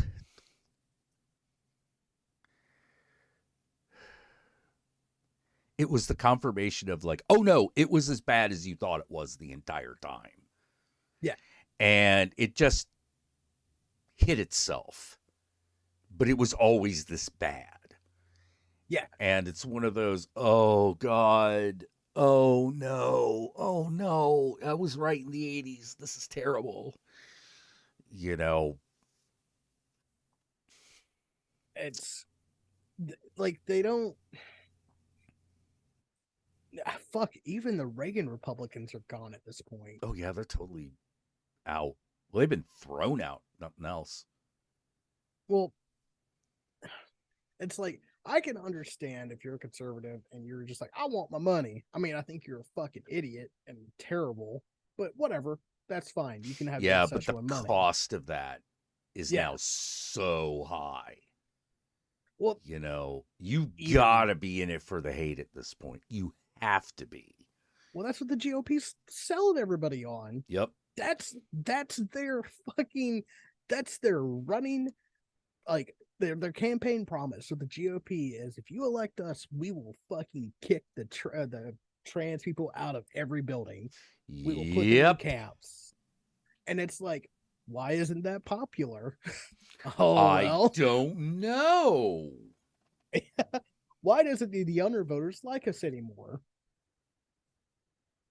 Maybe it's because about 25% of people below the age of 40 are gay. Yeah. Man, I was so excited to think that I might have qualified as a bastard. I I was think real I excited technically about that. I was like, ooh, cool. I get to be like an exiled prince in a fantasy world. Awesome. I could I kind of was a bastard because like I would meet my other family all the Yeah, time. yeah. But it's like just whoa. Well, I is I ooh, ah, okay, American Christianity is just so fucked it creates this. And the funny thing is, my dad was like not a Christian at all. That's the reason why I went to church. He would never go into a church. Yeah, but it still creates the environment where that happens. Oh, totally. You He know. was an unabashed racist dickhead Ooh, that vote. sorry. I remembered something.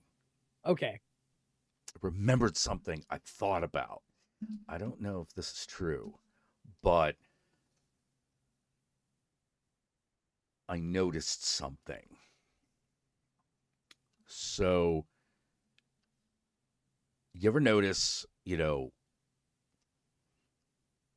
when some white guy is like, nobody cares about my problems, you know, like that kind of shit? Well, I thought about it and I'm like, wait, what if he's right? What if he's being 100% honest? What if these guys are actually being 100% honest? I know that, like, one of the issues of conservatism is that they think everyone is like them, is secretly like them. yes, And so I was like, but because here's the thing. Whenever someone said that, I was always like, well, I don't doubt it. But something about this seems different. And I don't. it's because actually I have an answer for this. Oh, okay. Yeah, I want to hear your answer before I put forth mine. I'm assuming this guy isn't like a rich asshole. He's probably like some working bum. Oh, yeah, of course. Yeah. That's why. people do care about your problems. The problem is you don't care about your problems. People do care about like the shit that affects you, because what affects you is financial stress. You're worried about your you and your family's safety and comfort, but yet you vote for the people that will never think of that for you. And I'm Yeah, not saying the Democrats will either, but that's yeah, what you're but pissed off like, about. how to put it? The Democrats seem willing to give you something. Democrats are at least willing to like let you speak. Yeah, they'll let you speak. They're willing to negotiate. If Most of the time. just to shut you up, right? There you go. If just to shut you up, they'll negotiate. Whereas it seems like the Republicans just want your complete obedience no matter what. Oh, that's exactly what they want. Yeah, but well, here's the thing. The thing is when they're talking about when they talk about these problems, it seems like they're talking about the emotional context. Yeah, you know why? Like Because no nobody one they cares if I am having a bad day. you know why no one cares if you're having a fucking bad day? Because you told everyone to suck it up, Buttercup, and get over it, and your emotions don't matter, and you ran off every fucking person in your life that could give a shit because you were a miserable cocksucker every day. Every day was like, oh, the immigrants doing this, the gays are doing that, and that's if they're not using slurs. Like, Yeah. you became a miserable son of a bitch and pushed everyone away. You can't fucking sit there and cry about how nobody cares about what you have to say when you caused it. And the only way the way you could solve it is by making amends, which you won't do. Yeah, it's the Scrooge Christmas Carol talking to the spirit of Christmas present. Yeah. It's like no one has ever shown me generosity. You've never given them reason to. Yeah. Have you? Yeah, like why should they? You have everything. Even beyond that, even if you don't have everything, Yeah, you even if you like, don't have everything, you're pushing everyone.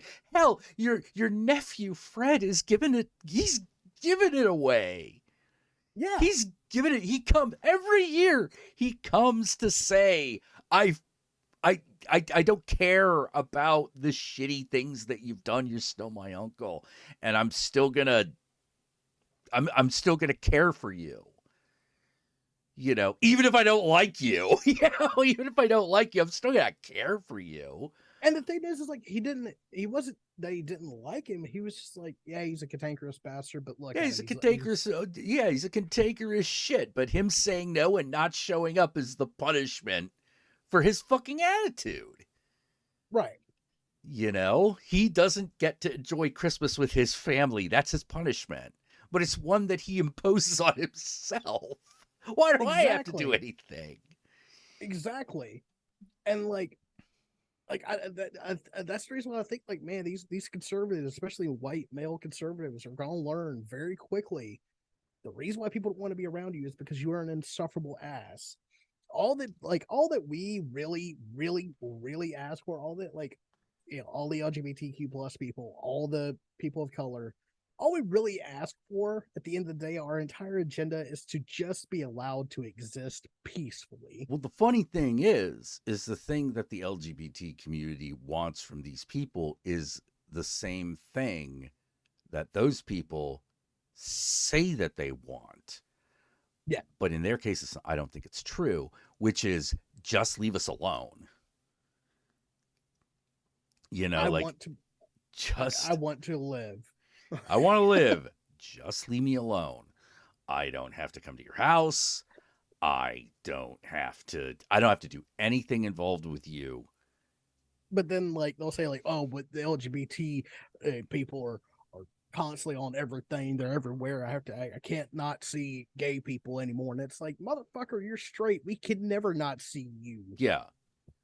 Yeah. I feel the same way about people who are like, I didn't consent to this when like watching a movie where I'm like, it's a movie, you can leave. That's the consent. No one's forcing you to watch this. If someone was forcing you to watch this, Yeah, then we have then we have a problem. But the but movie itself let's. isn't doing that, and no other person is making you. You're more likely to have to be forced to watch like a fucking Christian video. But the thing is, Jack, like, not every situation is like that, because like, imagine you're at somebody's house, they're showing you a movie, you don't like it, and you say so, like, hey, this is like, I have a lot of trauma with this is triggering some trauma responses. That person, if they're a good person, will go, oh, okay, yeah, we'll just, it's fine. Yeah, I'll Great, change the movie, or they might be like, so I gotta let you do this. I'm gonna like clean the kitchen right, or read a book or something. yeah, Like if we're gonna be doing this, you can count me out. Like that's right, reasonable. yeah. You And know. that's what we want. We're like, look, don't shit on our parade because we like Slumber Party Massacre 2. Yeah, You like Slumber exactly. Party Massacre 2? We're gonna watch it. It's a lot of my friends are into it. I'm into it. It's a good I don't movie. like it. It is a good movie. It's a good movie. Now, if you're like, Jack, that movie makes no sense. Shut up. Shut up. Shut up. Shut up. You're I missing. don't. All It's right, you're missing. You're missing the point of the exercise. Yeah. look. It's my birthday, and I don't want to go to the mental institute.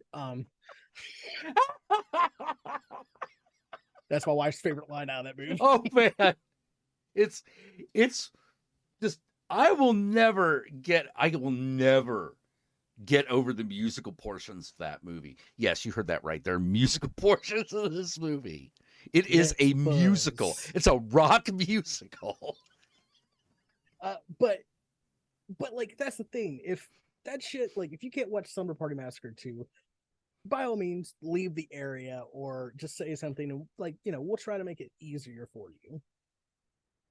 Their thing is like, we're watching Slumber Party Massacre 2, and they want to kill us because we might show Slumber Party Massacre 2 to, like, a child may see this, someone may see this and decide that we are disgusting people and must die. Yeah. Yeah, and the excuse is always like, well, they may grow up and think it's okay to kill people. You know what's more likely to cause someone to think that? Actually telling them that. Repression. Oh no. I'm talking about actually saying it. Because Oh, they actually say it all the time. yeah. You know. And like, that's the thing that I wanted, like they love to bitch about cancel culture, but holy shit, are they the biggest fucking purveyors of cancel Oh culture? yeah, always have been. Always have But been. It was one of the reasons why um it was really hard to explain because politically correct have been so associated with liberalism. which, to be fair, Well, yeah, they're, yeah, yeah. Both sides. Let's put it this way: everybody engages with it. yes, But and when I was everybody. when I I was was gonna say, talking about it, I was like, "Look, you're this isn't about politically this when we are really you get talking about down to it, this isn't about politically correct. You're just tone policing." are you talking about like horror and your video about horror and SJWs? Yes. Okay, because I have actually wanted to like ask you about that, like if you regret that video coming out the way it did, or if you could change it, would you?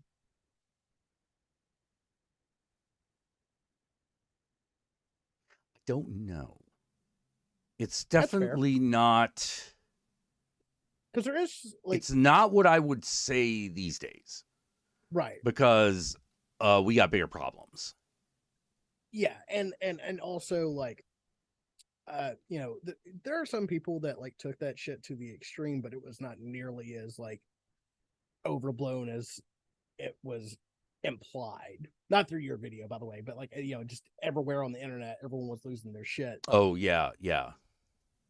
and it was like it's literally one site that you don't have to go to. Just don't go to Tumblr. You'll be okay. Yeah. Yeah, pretty much. Um the biggest problem was that one of the biggest problems was that at that point everyone was a canary in the coal mine, didn't realize it. Yeah. No one knew that's what was going on. We didn't realize like the anti SJW stuff that ran rampant through like Reddit, like atheist YouTube, like gamer YouTube, shit like Oh that. yeah. Well, here's the other thing. It got worse. Mm-hmm. It got worse. Like we hadn't quite reached the point of no return yet. Right. And that point of no return honestly was Donald Trump becoming president. Yes, That was I the will agree point of with no that. return. I will agree with that. That was like, no, now I'm not having a how to put it. I'm not having a discussion about respectability. I'm not having a discussion about what's appropriate anymore. Now we're talking about rights. That's Yeah. different. Like that's really, really different. And it also was before we understood a lot of what was actually going on. Right. And I got really mad at people that I knew who knew things that I didn't and were mad because I didn't know them. And I'm like, yes, but you know that because you worked at the NSA. Well, The rest of us had no idea that was fucking happening. So you're getting mad at people for yeah. falling. Oh, sorry. You okay?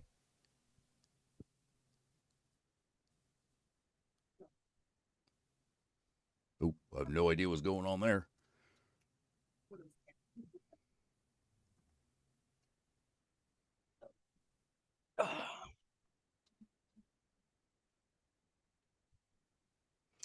But yeah, no, Yeah. And I like was like, well, you can't get mad at people not understanding this if no one tells them. well, you can't get mad at like here's the thing. The reason why anti SJW shit took off so much is because like people were being people did, we went through a time like we like at that point we hadn't it's been a while since we had our everything okay. Yeah, I just dropped my fan. It's fine. Yeah. um we hadn't gone through what was actually being said. We were just being screamed at by people who said my least favorite statement. I shouldn't have to.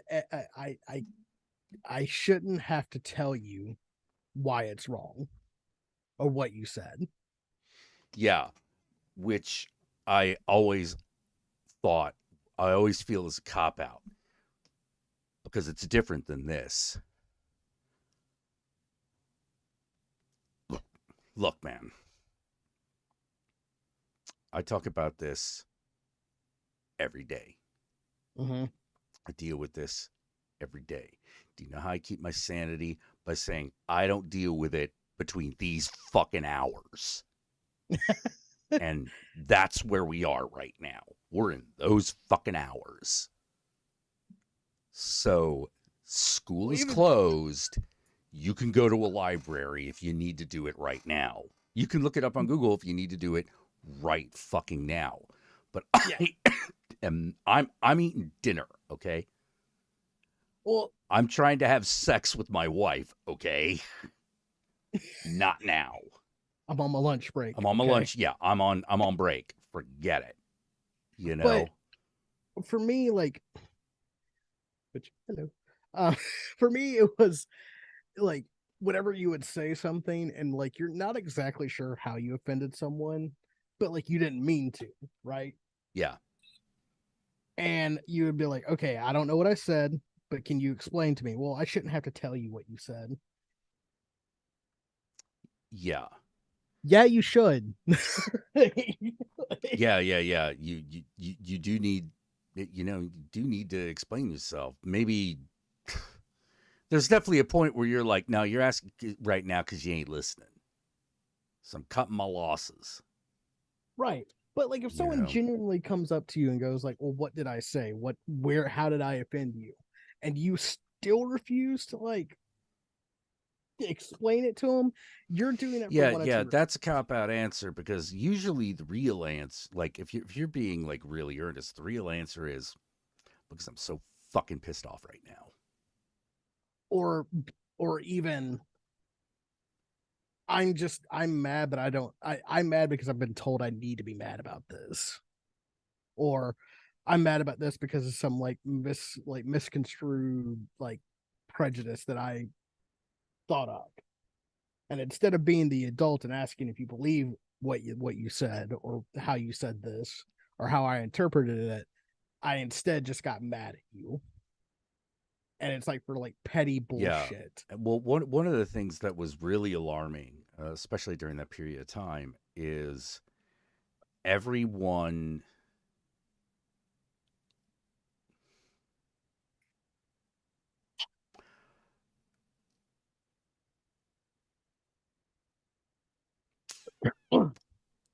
It's hard for me to know what's actually going on in a person's mind and a person's heart, but through the Right. actions that I witnessed, it seems like everyone was super confrontation averse. The great passive aggression. It was the time of the Yes. great passive aggression, and it was like, no, no, no, you actually need to like have a confrontation because otherwise nothing happens It's because like, nobody is actually communicating. well, that's because people like me and you are confrontational Oh and yeah, I'm not very passive aggressive. confrontational. Yeah. you know I, We're very much the people that go, well, what do you mean by that? yeah, yeah, Like, it's the same thing that allows me to, in many ways it's the same thing that allows me to stay on target when like a conservative says something fucked up. It's like, no, mhm. what do you mean by that? I'm not looking to weasel out of this. I'm trying to figure out why you're mad because I genuinely don't understand. Um, will I get there? Yeah, maybe. I mean, chances are actually pretty good, Right. you know? But the other thing was this. It's also really hard, and this is the rough one. Okay. People, and this is a both sides thing. I fuck both sides. This is an all sides thing. Hmm. Um,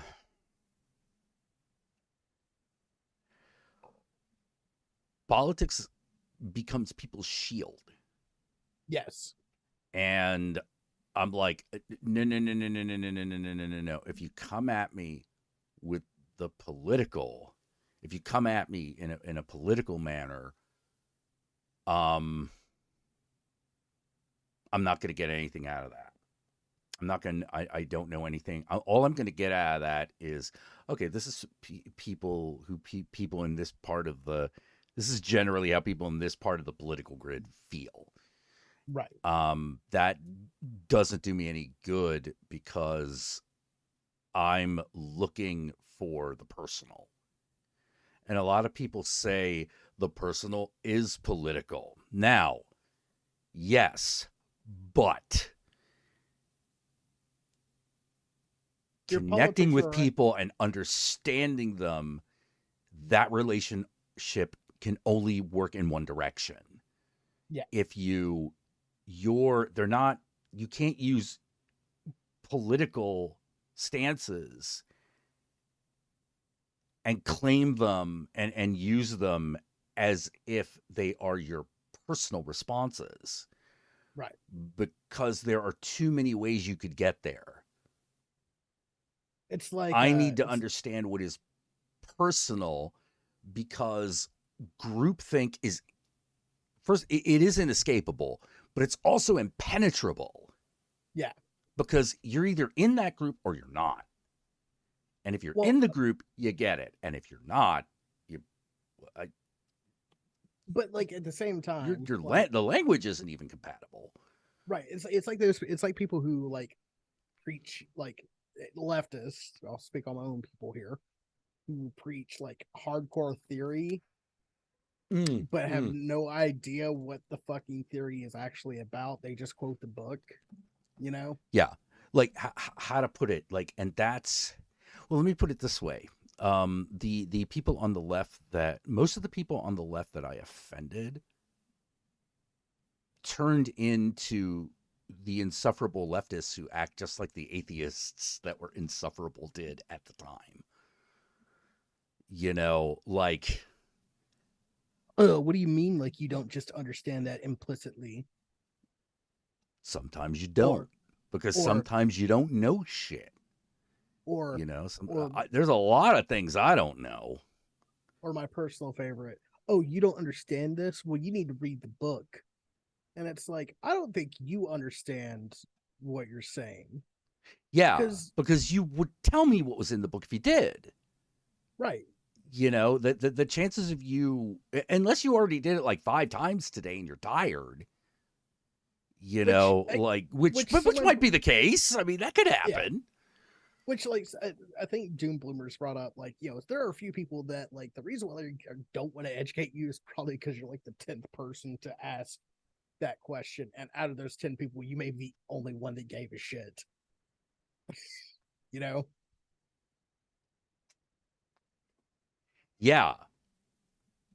Yeah. Republicans. Hold on, Republican socialists. What the fuck is a Republican socialist? There's no such thing as a Republican socialist. What are you talking about? Yeah, Not in America. Like, the Republicans are thoroughly right wing. yeah. Always have been. Like, not necessarily so right wing they were openly fascist, but they were always right wing. Unless you're talking about like Marxist Leninist, and then like, oh, the authoritarian left. Yeah, well, they're Yeah, just as bad. yeah. It's the same stuff. But like, here's the thing. I don't. Whenever someone quotes theory at me, and I'm like, "That's great. Explain why you believe that. Explain, like, if you can't explain your beliefs in your own words, they're not your beliefs. That's your faith." Yeah. It's I don't mean to be an asshole about this, but it's one of my problem with anarcho-syndicalism. That's fair. Um, I mean, I can explain it, but like, that's yeah. about But it. like, when the rubber hits the road for me, when it's like, okay, that all makes sense until you hit an impasse, Mm-hmm. which you're gonna hit pretty quickly, actually, because people are people. Yeah. Um, so what do you do then? Then things start to become very murky, and that's when a lot of the theory doesn't seem to cover it, and that's where I'm like, okay, so that's where I feel that the current weakness of the theory is not that parts of it couldn't work. I think parts of it could work. I think they could work very well, but not necessarily in its totality, because there are a lot of things that it doesn't deal with. That's You one of the know, beautiful things about being an anarchist, Jack. You're not beholden to a system. true, like, true, but but you can't expect everyone to take an equal amount of responsibility in everything, even if they should. that's the Even reason if why they it's should. that's the reason why it's like not a big like federal thing. Like for me, it's like See, the funny thing is when you say that, that's what I'm like, well, yeah, because in order for it to work on that largest scale, there needs to be an answer. yeah. Even if it's not a very good one, the answer's got to be there. And the one of the big problems is it's very hard to come to it's very hard to come to an agreement Right. about that doesn't just end up with someone forcing somebody to do something. And I don't mean in like kind of a soft politics way. I mean like in a like you do this or I'll fucking kill you way. Yeah. Like that's a big issue because and I don't and for me that's one that must be answered because that's the thing I'm trying to avoid. Yeah, and that's the thing. Like, so I kind of lean there, but I understand like that I will never have my utopia, so I'm just working towards as close as I can get. Like, you know what I mean? Well, well, when I think about my personal utopia, Is it like your personal Idaho uh,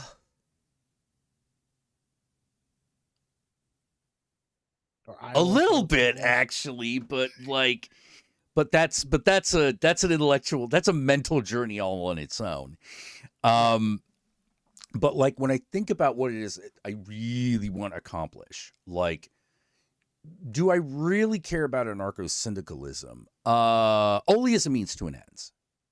Mhm. Only as a means to an ends. I would like to see it tried. Right. I would like to see how big a scale how well I'd like to see how well that scales. Right. Um, like I'm an anarchist in the sense of like I want to live on a plot of land with a bunch of people where we all kind of like live together as a community, no hierarchy, we just trade resources between each other, and have the mutual understanding that everybody that's part of this community is just as important as the fellow person beside them, and that's where our strength comes in, is that together we are stronger than us as individuals. yeah, yeah, yes. The biggest. Ooh, okay. This kind of leads me into like another. I don't know how to put it. Problem, speed bump, you know, obstacle. Mhm. Which is American culture itself is a really big obstacle. To the point I would where, say I think I know where you're coming with this. yeah, But continue just so I'm sure. But I think I know where you're going. yeah, Coming with this. American culture is particularly bad at group effort and responsibility. I agree. It is Yeah. typically, So but we're not starting in neutral territory. We're starting with a gigantic deficit. yes, that's the reason why. That's the reason why, even though as far left as I am, will be voting for Joe Biden in 2024, Oh because I yeah, yeah. understand we need to go more towards a neutral ground before we even get close to the ideals that I espouse. Oh yeah, yeah, yeah, totally. I'm like, look, I am not Joe Biden and the Democratic Party is not endgame. No, Yeah, it is not endgame for me. It is, but if we can't get there, there is no point in me worrying about anything past that right, because it's I'm I got to get it to a threshold where the things that I really want are possible, because in my lifetime they have gone from very strong possibilities to impossibilities. right. Have I had my paradise? Yes.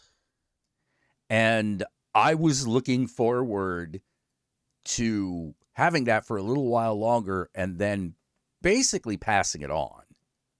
Right. I didn't get to do that. Because you never had it. You never owned it. I never, yeah, yeah, Like yeah, because I didn't own it because it was taken. taken. Yeah. Yeah, it was taken. And it was taken in a way that I couldn't see it. It was taken in a way that I couldn't see it. And the culprit in that case was there were two major culprits. One was fascism, the other was late stage capitalism. Yeah. Those two things combined, at which, I mean, yeah, they go together, right?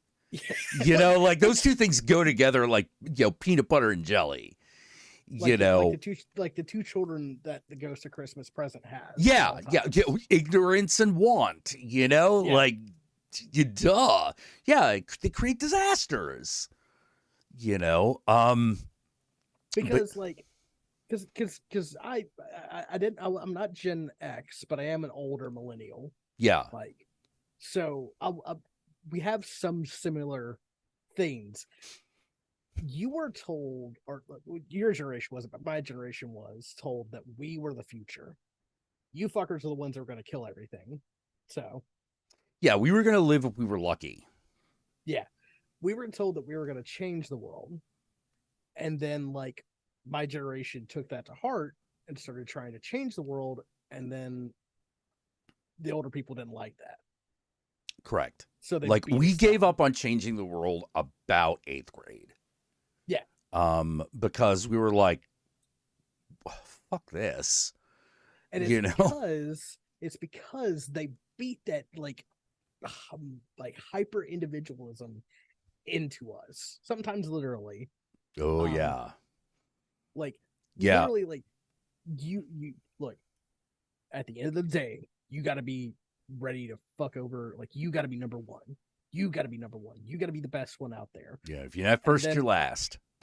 And then my generation came around. They're like, well, everyone, like, we need to give everyone trophies so they feel like they accomplished something, and then blamed us for getting the trophies. I never understood that. Yeah, well, Gen X had one big, massive, huge advantage. Yeah. When it came to emotionally weathering that particular bullshit, which was we were often left alone. And because we were often left alone, we learned to socialize them. That's why subculture was so strong during that period of time, because we had the foundation on which to build it. And that foundation really sometimes, honestly, comes down to this. It's like, oh my God, they're not going to let us. So? Yeah. What do you mean they're not going to let Can they stop us? Oh my God, they're going to get mad at it. Oh my God, they're going to throw it at us. Only if they know we're here. Only if they know we're here. It's like, oh my God, we got to tell them what we're doing this. No, we don't. Why? Because that's how they finger you.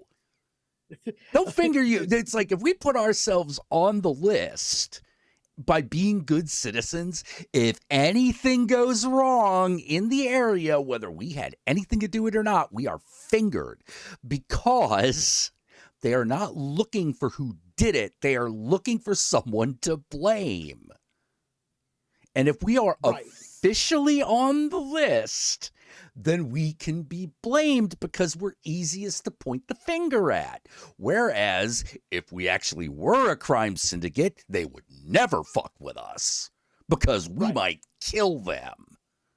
If funny. You operate, come back to that. Yeah, if you operate a little bit like you're a gang, you can break off a piece of that defense because they're actually a little scared of you. Yeah, okay. So then my generation comes around, and again, we're the project children. We're the ones who are supposed to be successful. This was they took the kit out of the kit out of the box and they assembled it according to the instructions perfectly. Yeah, and they read books. They tried their damnedest to raise us correctly. Mm-hmm. And then when we became adults and we went out into the world and stuff like that, we held on to that belief of we're here to change the world. We're here to make this place better. And then the same people that told us that over and over and over and over again were the ones that were stopping us every fucking step of the way. Yeah. Couldn't use physical force, couldn't use soul force either. Yep. And yeah, no, I watched that happen. And God, I remember like in the early, like, the mid 2000s, like people were like, oh, this millennial generation. Oh, this millennial generation. Like, but back when it was all rah, rah, rah millennials. Yeah. And I was like, look, first of all, I'm tired of hearing that.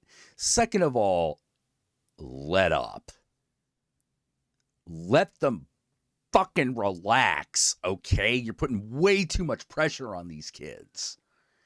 They're going to fold, and it's not going to be their fault. They're gonna trip, they're gonna fall, and then they're not gonna know what the fuck to do because you're gonna be blaming them for failing. Right. When the fact is, shit fails. Shit fails all the time. It keeps failing until you get it right, And what do you need to get it right? You don't know, because that always changes. Yeah, that's the secret they don't fucking tell you about adulthood. No. Oh no. Is that nobody knows what the fuck is going on. No, nobody knows what they're doing until they do. Yeah. And even then, that shit's very selective. Right. And it still changes. It still changes while you aren't looking. But then, like, millennials and Gen X started having kids, and we said, we are not going to lie to these kids. We are going to tell them the truth about grandma and grandpa. And then, like, Gen Z has, like, come out swinging and willing to defend their friends because they know the lessons that we had. They learned the lessons earlier than we had to learn. Yeah. Which is the people you surround yourself with, that you tell every little thing about, that know you backwards and forwards, that you spend the majority of your time with, is your family. Yeah, that's your family. That's the people. Yeah. No, absolutely.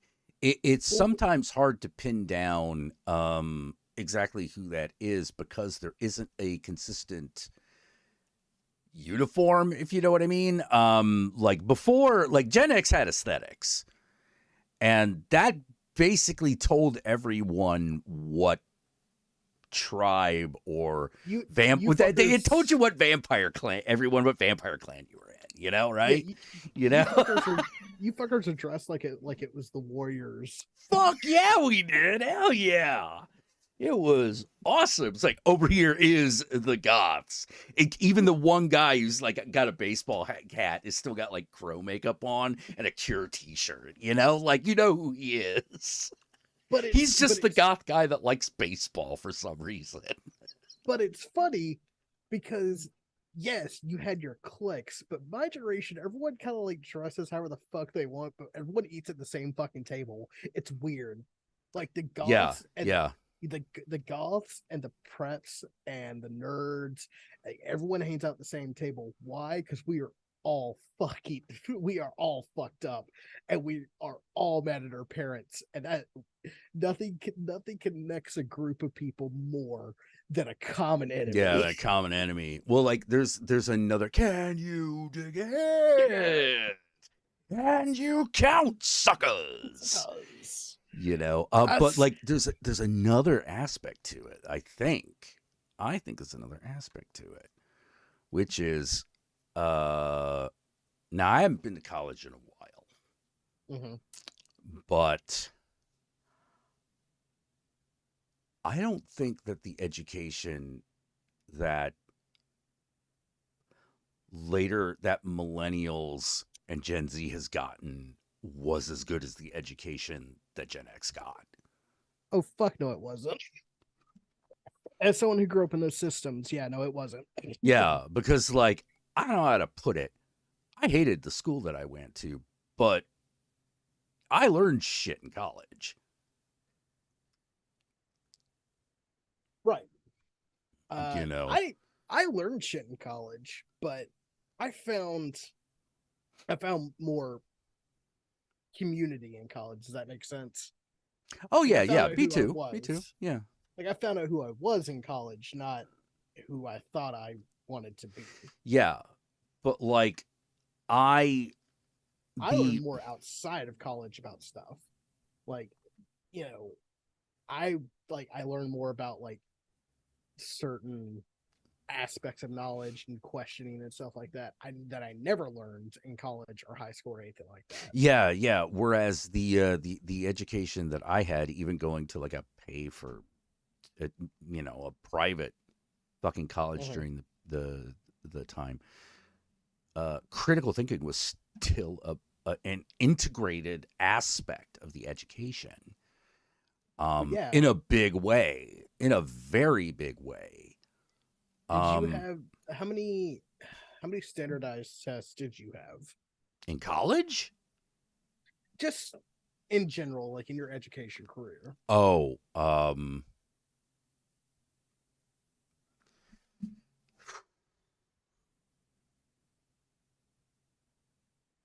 does the Like civics exam count? no, I'm talking about like federal standardized test. Oh, three. I think I had at least I like we took one for third grade, for seventh grade, no, for eighth grade, and then college we had like at that point, no, not at college, at in high school. At that point, we were in No Child Left Behind, so there was a standardized test for each subject. It didn't teach you critical thinking; it taught you memorization. Yeah, like the big stand. Let's see, there was a middle school one that I had to do, and then there was, yeah, there was the one before middle school. There was one after middle school, and then there was the SAT. Yeah. You know, in Maryland, I don't know in what other states did this. There was also a civics exam you had to pass. Uh-huh. Um, and uh, I that's the one I did really well in. Right. Because it was like it's just basic questions about how the government works, Right. and it's so hierarchical that it's very all you have to do is remember where the what word means which, Yeah. and how the what the difference, if you know what the difference between executive branch, a legislative branch, and a judicial branch is, that's half the battle right there. Yeah. I mean, um I fucking did great in my civics class. So, yeah, but there was a standard civics exam you had to pass or graduate from high school. yeah. So, but they gave it to, it was weird because they gave it to us in our sophomore year, Right. you know. Ooh, there are two people who graduate high school, those who learn how to learn and those who learn how to think. I don't actually know what that quote means. Ah, learning to learn is the memory exercise. I give you a date and an event, or like I like when you see these words together, you know that the answer is this. Yeah. That's what learning to learn is. Learning to think is to understand why it is that way. Yeah. Yeah. And I was good enough at the latter that it got me in trouble all the time. Same. I was a terrible fucking student because I Oh yeah, did not terrible show my learning. memorization, but as Mm-hmm. far as but I could spot a logical fallacy a mile away. Yeah, You know, I I could. could spot a fallacy, and I knew what the difference between um I knew what the difference between a conjecture and a conclusion was. Right. You know, I may have not understood the parts, technical writing forms in a book like Grapes of Wrath, but I understood the subject. You know what I mean. yeah, Like I understood I understood how I interpreted that book. You know, yeah. Like, I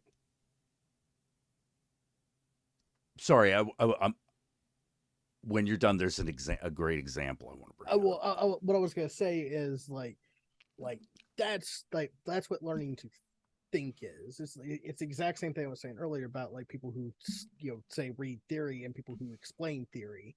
you could read theory, memorize it all fucking day, but if you don't understand what that text is actually saying and have a way to relate it to real life, you don't understand it. Therefore, you haven't thought about it. Yeah. An example of the difference in I relate it to like things that I'm really passionate about. So like I'm going to relate it to Right. game theory, Yeah. to game mechanics.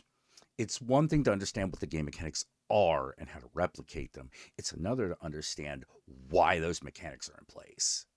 Yeah. Because that answer is not always obvious. Sometimes it's super No. obvious. Other times it is not. No. You know, and For it instance, in D&D.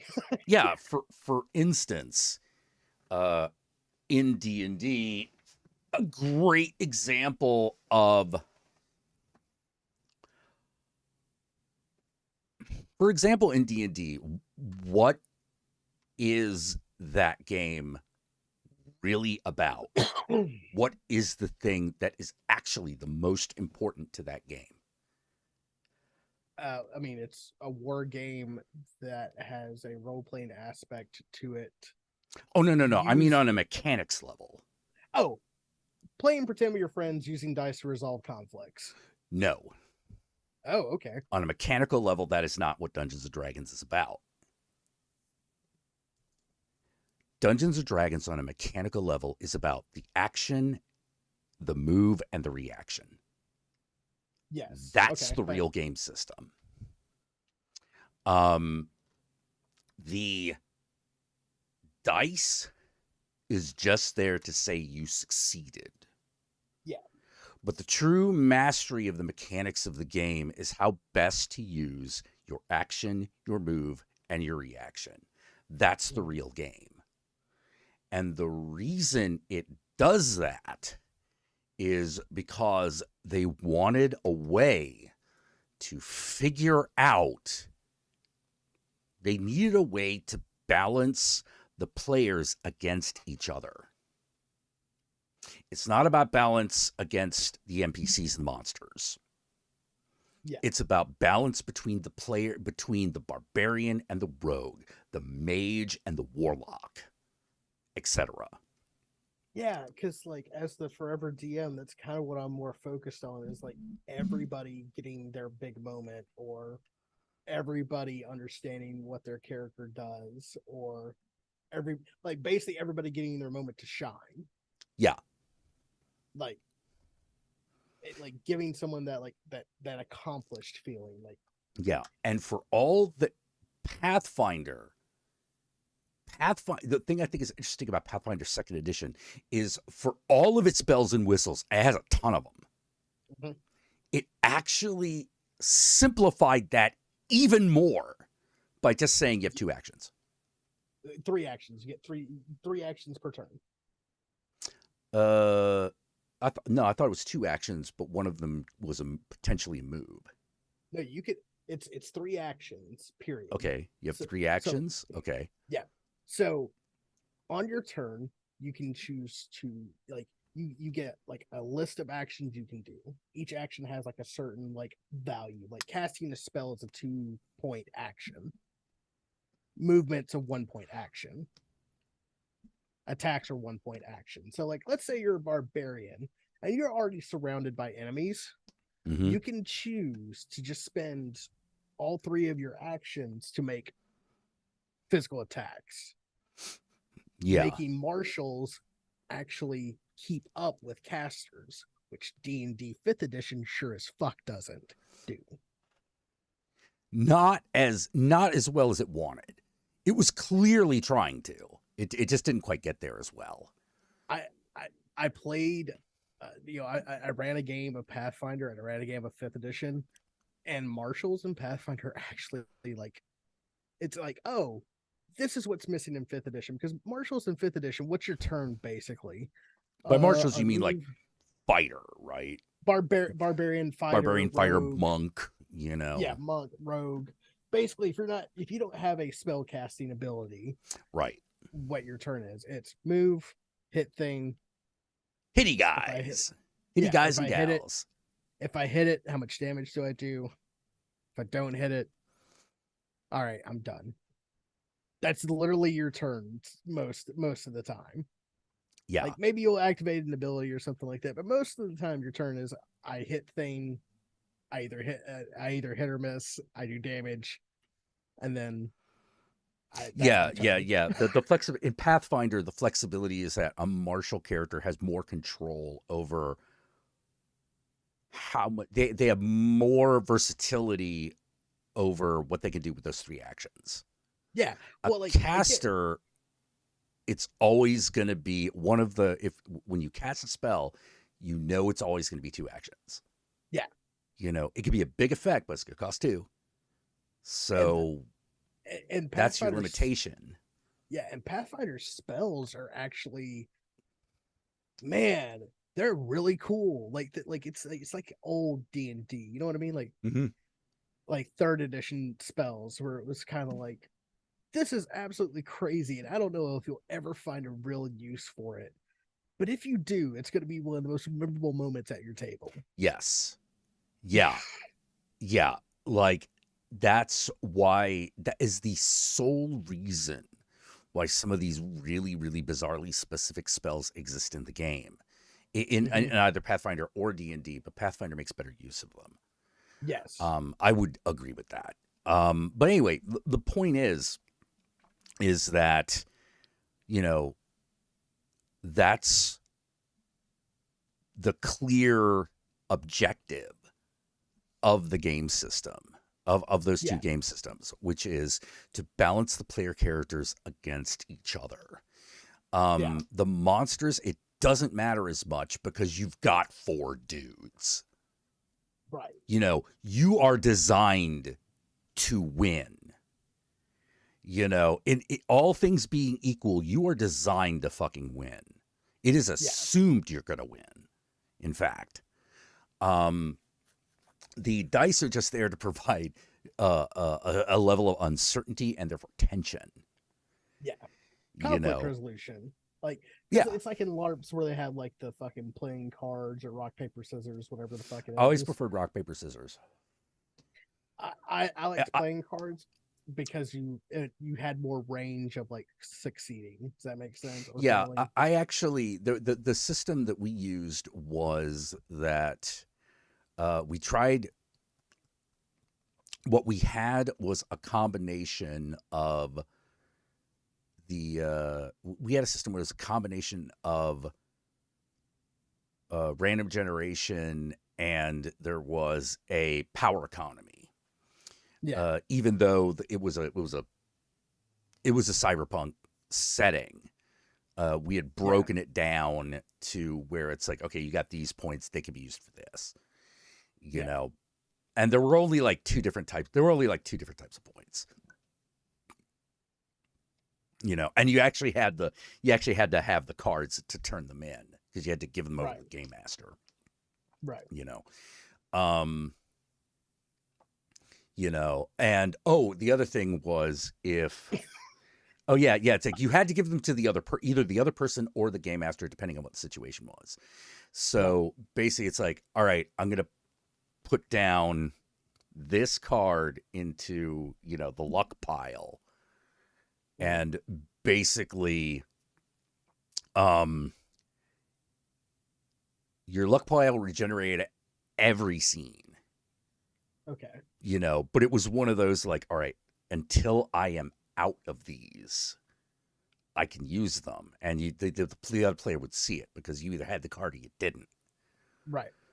And we also did the sneaky thing where it was like, can we just give characters give other players these points? I was like, yes, yes, you Yeah. can. This is a LARP. Of Yeah, it's course a you LARP. can. Absolutely, you can do that. You're like, wait, so we could give all our points to the hacker and then have him go? And I'm like, yeah, you could. That means that's what you really really want to do, and that's how the game is built. Yeah. Like that's how we take that into consideration. Like if you're willing to put your money where your mouth is, so to speak, it's like, okay, you really want this to happen, so we'll Yeah. work with you to make it happen. You know, Uh, which like like, and that's the reason why I like to like. Again, the only LARP I ever did was vampires. So Yeah, I did a bunch of different LARPs. Here was the problem I had with vampire LARP. Vampire. Here was the vampire LARP problem, Yeah. which was I was of the opinion that you should only have to do rock, paper, scissors once. You should only have to do it once. And they had a very, very clunky way of making the points matter. And I am Right. like, no, no, no, no, no, no, no, no, no, no, no, no, no. You need to cut this down. You need to cut this down. There should be, if you're going to have multiple times where you have to do rock, paper, scissors, it's going to go like this. You have 3.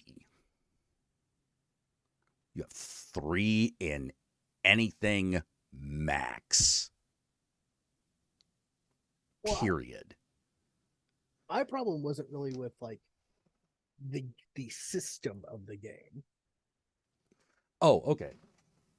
My problem with it with Vampire LARP was the social hierarchy that those games just naturally made. Yeah, they encouraged click thinking, Yes. which points for getting you in the mindset, but it would wear on people pretty badly.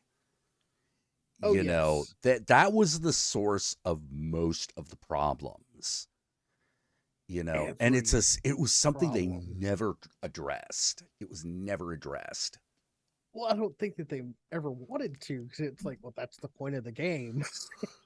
They didn't. No, I'm going to be. My opinion is this: having talked to a lot of them, having been Work active with in them. that whole thing, they just didn't think it. They didn't think of it. They didn't think. They thought that was. They thought that that was entirely something the players just brought because they refused to put it down. And I'm like, no, the game encourages you to keep carrying it. Yeah. It does just by the way it works. The world in of itself is this game. Like Yeah. in the world of the game, like Elysium is exactly like that. No matter what. And if your vampire game doesn't have an Elysium like that, you're not doing it right. Yeah. It's it but like the Because problem the isn't only thing you can do guaranteed in that game and in that scenario is climb the hierarchical ladder. You yeah, can't really go on adventure. adventures, Yeah, you what are you know. gonna do? Yeah, that like it doesn't work that the game doesn't work that way. It doesn't reward you for doing any of that. It's all Yeah. about who can use dominate against who. And guess what happens when that's what the fucking system mainly focuses on? Because that's where all the rules are. Yeah. You know, people get into that kind of thinking. And the problem is that the people who are lower on the ladder get to do the least. Yeah.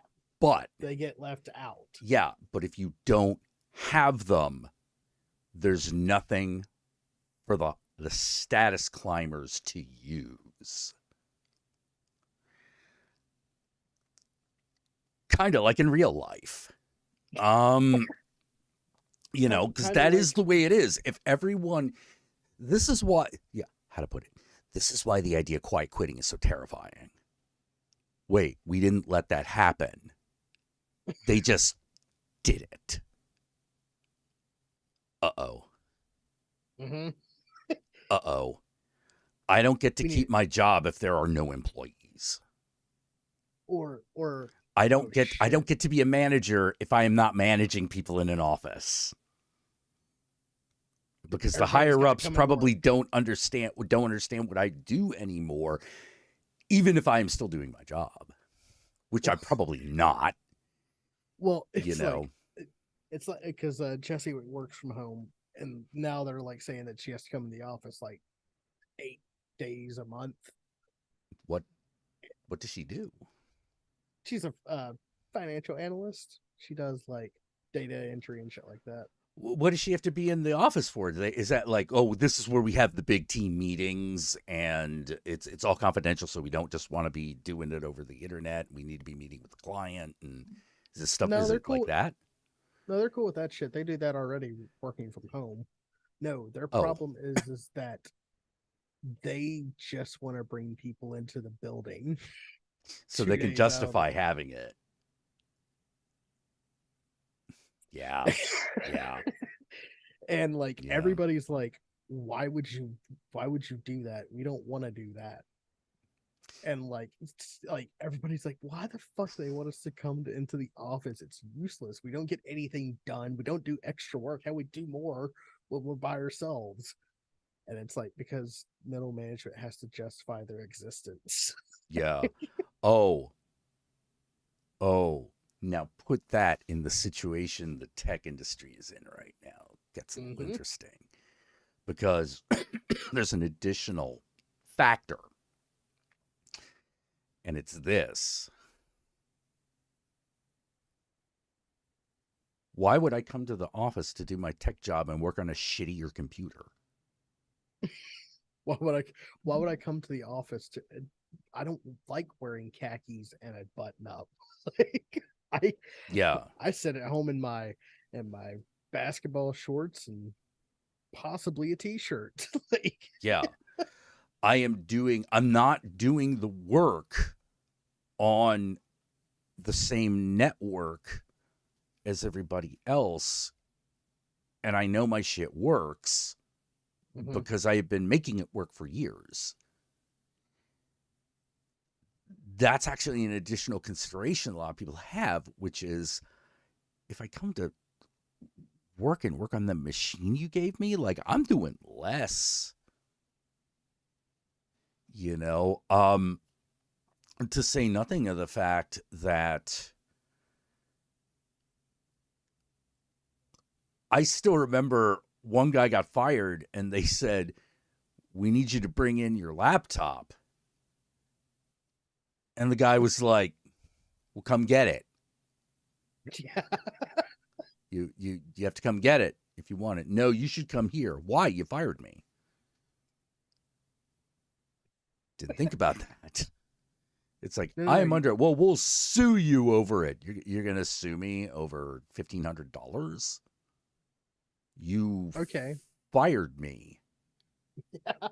You, I'll tell you what, I can meet you halfway. I'll ship it to you. It's always "No, we pay need you to shipping. come in and hand it in personally." "Well, then come get it.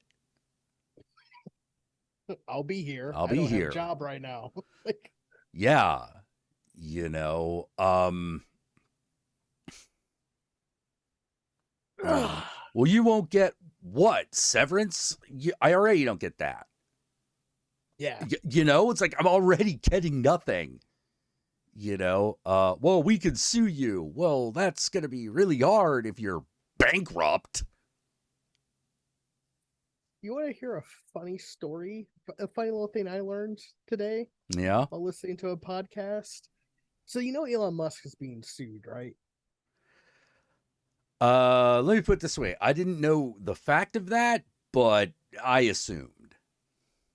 So the former team at Twitter, there's like a group of them that have got together for a lawsuit. They were the Oh, yeah, I did hear something about this. the realty team basically. Like they were the ones that like worked on like the physical building of Twitter. Oh, no, I haven't heard of this. Okay, go on. So Elon refused to pay rent.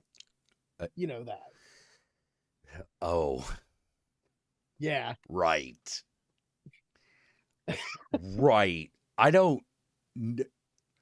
Uh, uh, uh, And uh, and like was I asking like. his I have to team. assume that was on purpose. It was. It was. No, no, no, no, no, no. I'm gonna educate you today. Okay, All right. let's do it. Let's do it. So Elon thought that he shouldn't have to pay rent. And then like that was the end of that discussion. So he was telling his like realty team to like fucking make that a reality because he thought, and I quote, that running Twitter was a zero cost business. What? He thought that running Twitter, a social media website, would be a zero cost business. How? How do you figure? Jack, are you a narcissistic uh, idiot with a lot of money on your hands? Are No. you?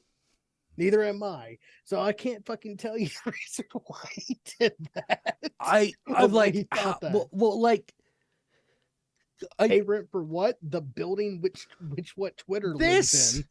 this stream is not a zero cost business. It is very low cost, but it's not zero. You know, I still have to like get mics repaired and shit. Get new cameras. I have Get to new pay for computer internet. parts. You know, like I have to pay the electric bill. There are costs associated with all of that. Yeah. How there is no such thing as a zero cost business. Yes, you're right, Jack. I would have thought that a person who is in business his whole life, even if he was really bad at it, would at least understand that.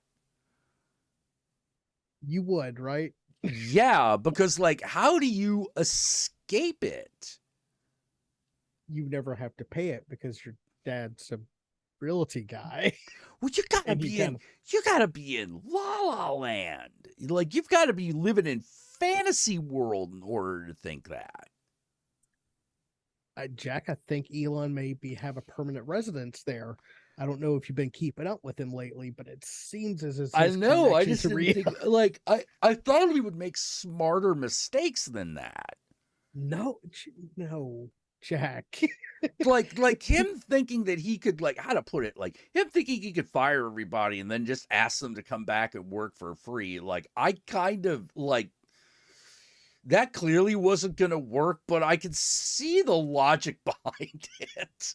I can see how he might have thought that was going to work. This, you, you no, like, if you don't own the property, you pay rent. And if you own the property, you pay property tax. Right. Twitter didn't own the building. They were renting it out, of course. So that means you And he pay did. somebody rent.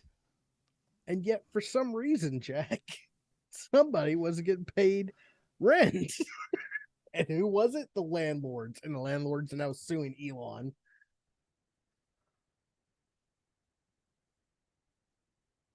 And like his former team is involved, like saying like he asked us to do blatantly illegal things that we could not do. I'm sitting here like kind of losing my mind because I'm like, that rent on that building's like a couple million, Mm-hmm. like, a month. Like, it's Yes. super expensive. Well, maybe not a Yes. million, but like it's in the several hundreds of thousands at least. Of course. You know, it's a lot. You It's know, San Francisco. It's a building people may or may not like do things well, if it inside. isn't the consequences of my industry's own actions. That's exactly like it's. I listened to it on Behind the Bastards today, and I was like, he's literally Baby Huey who thinks he has no fucking consequences to his actions.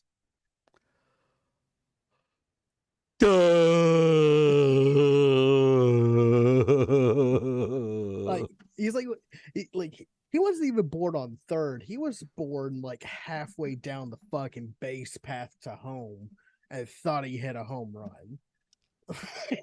I Like this he, he's so rich, he is not part of reality. He thinks himself a god. Like Damn. Like he looks at the God Emperor and goes, I could be that. "Quick, build me a golden throne." Okay, how did Twitter pay it before? They did not make money. How do you? They They made made money. money. It They was made money part of the off ads. cost. Yeah. Yeah, like they had cash flow. Yeah, they didn't have a cash in problem. They had a retention problem. Yeah. Like the money came in, everyone got paid, but the profits were thin in the amounts that they wanted. They weren't going to get the amounts that they wanted out of it. Because capitalism demands that you have infinite growth with finite resources. Yeah. So, but yeah, they made money via ads, and fucking people Yeah. So, and before the bottom fell out of that, they were okay, and then the bottom fell out of that. Like seriously, lost 49% of your fucking ad revenue. What the fuck? Yeah, because here was, as far as I can tell, just from what I've gathered, apparently the problem with internet ads is this, which is you can measure their efficacy. And what this means is you now have empirical proof that ads are worthless. Well, it's like, anything beyond, hey, we've got this thing. This thing is pretty good. Or a celebrity endorsement doesn't fucking matter. It doesn't matter. It also proved like Nike was advertising on Twitter. Nike's a big brand. They'll pay a lot of money to advertise on like the biggest social media website. And now that you have no content moderation and people are leaving in droves, it's becoming like more and more disgusting and hard to use. Now you're getting shit like weird Google like take your information games and right wing propaganda sites or supply stores. Yeah. Or is my favorite. My favorite is for a mobile game that isn't the mobile game that they advertised. Yes. It's so bad. Like, you ever wonder why TikTok runs that one ad of the guy saying, "Are you still paying $15 for phone service?" And he's been doing that for 6 months. It's because no one else bought an ad. No one else did it. Why? Hey, everyone's on TikTok, right? All right. How does that transfer to sales? It doesn't. Okay. All right. Look, you can make you can grow your brand, but don't expect everybody to like your shit just because you pay to advertise it on the site. Well, yeah, because they moved away from they first of all they did move away from targeted ads, which I understand and don't understand, because it basically kind of came down to this: a lot of these targeted ads are really good on a small scale. Yeah, advertising doesn't completely not work. Yeah. It's just that after you've thrown a certain amount of money into it, it's no longer about the product. And in a shrinking economy, it's really hard. It gets harder and harder to sell the same old fucking story. Yeah. Folks head off to Mastodon. No, Mastodon was never a threat. Blue Sky might be, but I don't know. Here's the thing. We'll see. We'll see. We'll see. TikTok right now is is the big threat. Because even though even though the ads on it don't fucking work, they haven't burned through all their investment capital yet. Right. They're still getting investment capital. Uh, Now, if you're like, well, wait, what are these guys getting out of it? They don't know. They don't know. They're just going to see it's crypto. Like, if you want to know why so many of these idiots fell for crypto, it's because that's every business pitch. Yes. Hey, give me money for some reason and then you'll get rich. That's every business pitch. Here, give me your real, actual valued money, and I will give you my special token that I costs as much as. swear will be worth $1 million in the future. So I'm buying a stock. Yeah. Or I'm making a bet is more like it. Yeah, because here's the thing, like business investment, if you're talking about like real profit, like real profit as opposed to bullshit moving numbers around, that is, it's one of two ways. It's either explosive or very slow. Yeah. And if it's explosive, it ain't going to be explosive forever. Right. Eventually it's going to get very slow. But it's supposed to be okay because you're still keeping more than you're paying. Right. To make the thing, so there's a gradual accumulation. And that's how it's supposed to work. And that's how it really does work when you're not actually fucking around with the goddamn numbers. But you can reach a point where everything is profit. Great example is the phone company, or was the phone company. Right. Like everything after a certain point was pure profit. And they made their money back on everything that they built like decades before cell phones existed. Yeah. But it's different with a social media website because, like, it's not social media apps and any social media. The whole point of it is to drive engagement, to get more eyes on it, so you can sell these people the idea that their ads are going to reach a larger audience when it kind of doesn't. Right. Elon, when he took over Twitter, did not understand that. And he just thought, I'm going to make this into a internet forum like in the old days. Because let me tell you, that's what Twitter is basically. Yeah, that's what's trying to do. The problem is that forum is huge. Everywhere. Yeah, that forum is everywhere. And you kind of got to look at it that way. I don't know how you actually make. Yeah, I don't know how you make money off of social media. What you do make is influence, which is why no one wants to let go of it. I was about to say, which is way more valuable than money. Money has no value. Influences everything. It's everything. So one of the things I like, sometimes you'll see, okay, you know how sometimes a rock band will just be like, nah, fuck everybody. And they're still on top somehow. Maybe not like the most influential currently in the culture, but like they ain't hurting for dollars. Like when Prince just said, I am no longer Prince. Yeah. Prince, right now, a great example of that's Queen. Yes.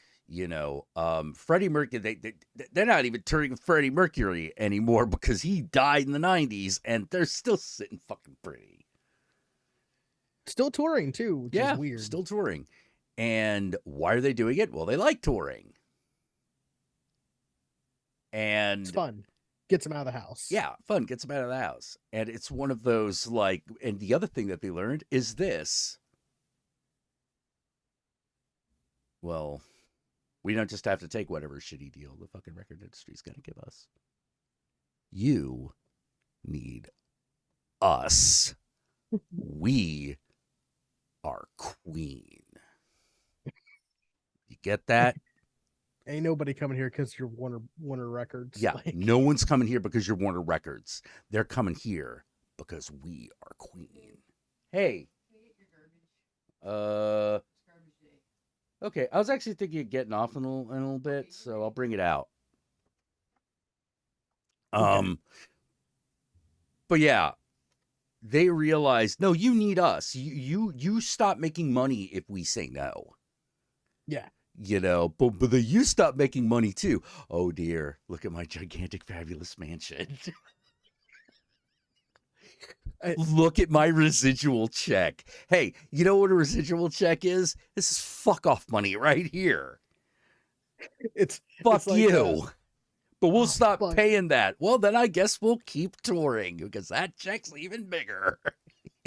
It's like fuck. I'm blanking on his name. The guy who directed. Oh yeah, fuck yeah, Wayne's World made Queen of Mint. You know, like absolutely. The guy who directed Halloween. Which one? John Carpenter. John Carpenter. Okay. His favorite thing, people ask him like, "Oh, what do you think about them remaking Halloween every like 10 years?" And he's like, "It's my favorite thing. You know why? Because whenever they do it, I just extend this hand and a check appears." Yeah. Yeah, it's like, And hey, how come John Carpenter doesn't make movies anymore? What's he need to do that for? He made like Halloween. 12 of them. He made like motherfucking 12 of them, and he got nothing but abuse. Yeah, you know, at the time for making them. Now that he's got money, it doesn't need to work. He's like, so I guess I just won't.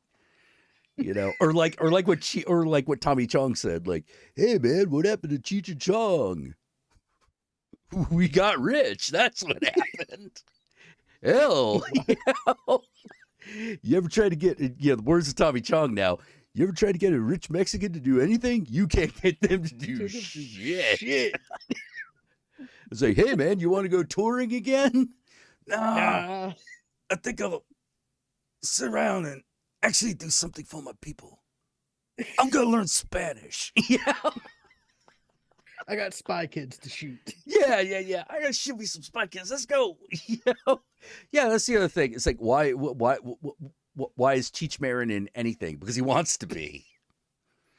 Like, he literally doesn't have to. You know, if he's in Spy Kids, it's because he was like, I like Paul Rodriguez. I'll give that kid a hand. You know, or not Paul Rodriguez, Robert Rodriguez. You know, I like that kid. I'll give him a hand. Wait, you want me to shout pussy into the camera? Oh, hell yeah. Right. But like, here's the secret to that. You don't even need money to do that. You can just, like, if we all decided, fuck it, we're not paying for shit, we're not going to work, we're just gonna not do shit. Do you understand like how damaging that could be to a world economy? Like, if just for one day everyone decided, I'm not working and I'm not paying for shit. Well, here's the funny thing. To the world economy, nothing that couldn't be repaired very quickly. Right. But what is at risk is the people who are currently at top keeping their position. That's what's at risk. You know, because this ain't like the debt ceiling. Yeah. Like, this is like the argument over the debt ceiling. And just so my fellow Americans know, we're literally the only country with a debt ceiling.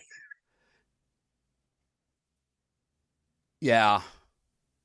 Like, because everyone else just goes, well, I guess we owe this money. It's like, what if we go in default in our debt? It's like, I mean,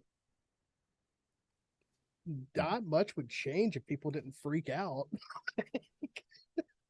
Yeah. Like, the sun will not fall out of the sky if, like, we don't pay off our national debt. We'll never pay it off. That's why it's a national debt. Oh, well, here's the funny thing. Mhm. Here's the funny thing. Uh, we have paid it off. It didn't take, it didn't last, but it happened. I still can't believe that it happened. Yeah. I will never fucking forget it. Which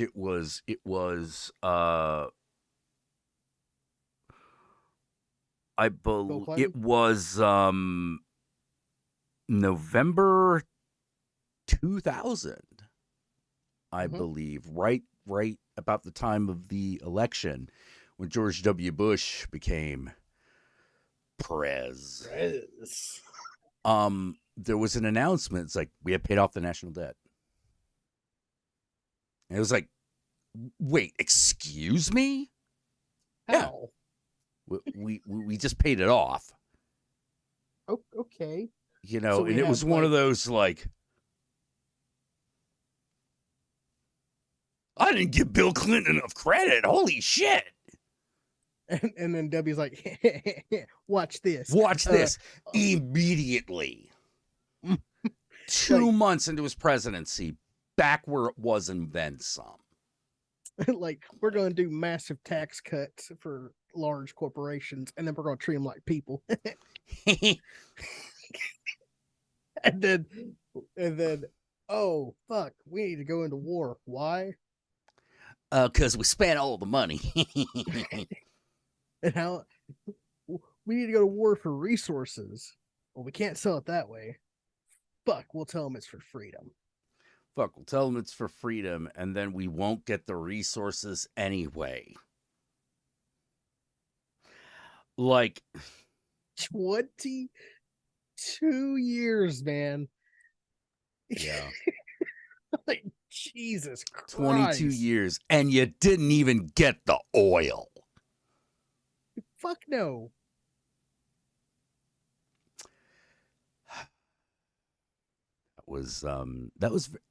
I was very angry about that whole thing. Oh, I You still am know, angry about it. I was, yeah, I was super angry, and I'm still angry because I'm like, yeah, it's like you went to all the trouble of robbing a bank and then just left the money there. Or couldn't get the money because it was in a vault that you couldn't understand. Like, it's see, this is the shit that drives me crazy when people Yeah, talk about that war. Malcedon. I agree with you, Malcedon. We're I think sucking imperialism. one of America's saving graces might actually be its incompetence when it comes to imperialism and fascism. It might actually help. It might actually save us. I I think gotta it hope will. something will. I like honestly, I think it will. Because like that's the one thing every American, no matter which fucking side of the political spectrum you're on, we all collectively, as if it's deep rooted in our blood, hate being told what to do. Yeah, I'm like, are you gonna get? How are you gonna get all those motherfuckers that are currently in your fascist coalition to agree when one of you becomes in charge of the others? Like, It's they're you're gonna they're have to so, rebrand instantly. we are so lucky they are so stupid. Like like I'm not saying the Nazis were full of geniuses, but they knew how to like convince everybody that like, oh, you're part of the group too. They got They were people to buy into the SS, yeah, you know. but like they were definitely like, listen, every German person, every German born person is embraced by this group. That's what we're here for. We're not here for the bourgeoisie. We're here to represent every German. Yeah, huge lie, but Oh, like, absolutely. huge Because lie, but it because was the narrative. the GOP doesn't even do that anymore. Correct. They Yeah. like they don't even try to fucking reach across the aisle or like find compromise. They're even trying to pull those votes. They're just literally advertising to themselves to as their politics. Yeah. How far do you think how far do you think the Nazis would have got if it had been real Germans and instead of meaning the Jews, they meant other white Germans? Now, granted, they do have that whole like liberal corruption thing. But they also I, the problem is that but we like we they were we weaponize that in a way I hadn't seen before. yeah. You Well, know, it's weird because it's I'll like have to look into this. Now I kind of wish I had my friend Mike on because he's actually an expert in this. right. Yeah, he's an expert in basically the way these groups, the narrative they spread and what the truth of the matter was. Yeah. Well, Um, it's the thing is it's like I've come around to like to believing that debate is no like at the moment is not useful well, because not against an entrenched tribal enemy. but like that's the thing, they're all like that now, like the Yeah, ones that are still there, the ones that are still true believers that will debate you on this are the ones that do not care what you have to say, and neither does like anyone that listens to them. yeah, yeah, like absolutely. like the Republicans don't care that everyone thinks that they're evil bastards because they think deep down that everyone is like them. Yeah, yeah. That's why when I talk to them, Yeah, about that Caucasus Mountain. I actually use a lot of the same when I talk to them. I actually use the same tactics that they do, but the questions are different Mm-hmm. because it's always intended to put them on the spot. Yeah. I always do it with the intent of putting them on the spot, because I know that doing so, if they fail to respond in a way that looks strong, that's when they hit the ban button. Yep. And I love bringing And them to that moment. yeah, I uh, love bringing them to that moment because that's how you know you've gotten under their skin. and that's how you know, like, when you actually do that, that's when it like you take away their power. Yeah, you take away their power. Now they know you're a threat. When I You even are just a know that threat. not even just know that you're a threat, they know that you have the ability to fuck with their audience because Mm-hmm. you have to like convince their audience that they are weak Well, pussies. that's the next step. That's the next trick I'm trying to pull off, which is to get the audience to ask the question with me because I want to watch that crumble. I Which want is to see what weird happens when that happens. because that's starting to happen like in the GOP. There are fractures that are so deep that they're infighting worse than like the left usually does. Yeah, it's like how to put it. It's like the militias don't get along with the QAnoners. The QAnoners don't get along with the Oh, it's like DeSantis and Trump camps. Those lines have been fucking drawn in the sand, and they are brutal. boom.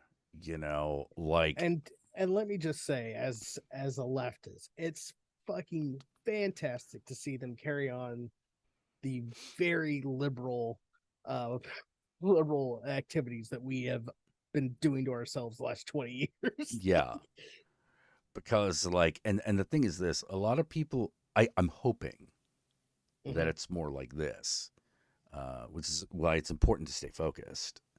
mm-hmm.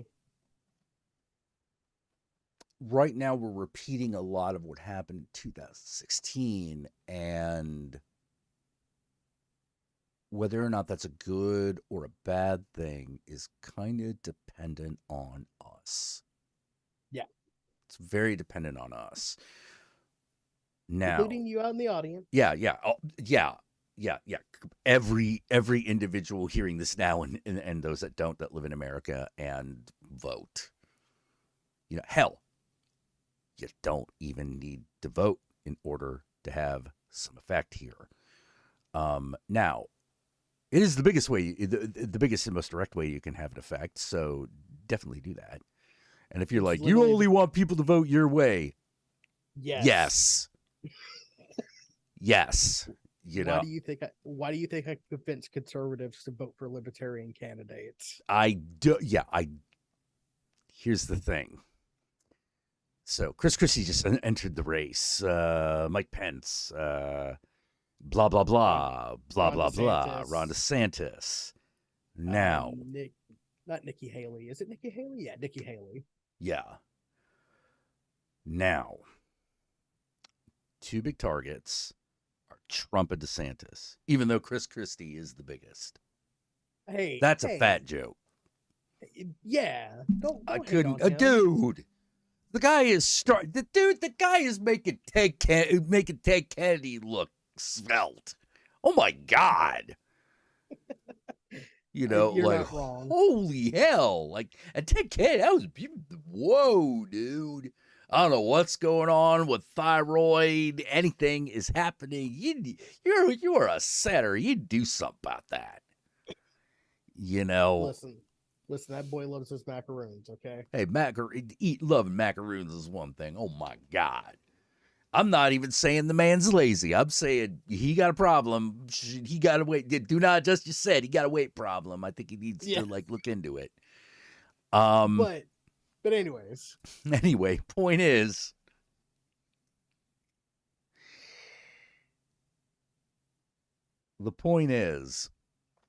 if we all fire at Trump,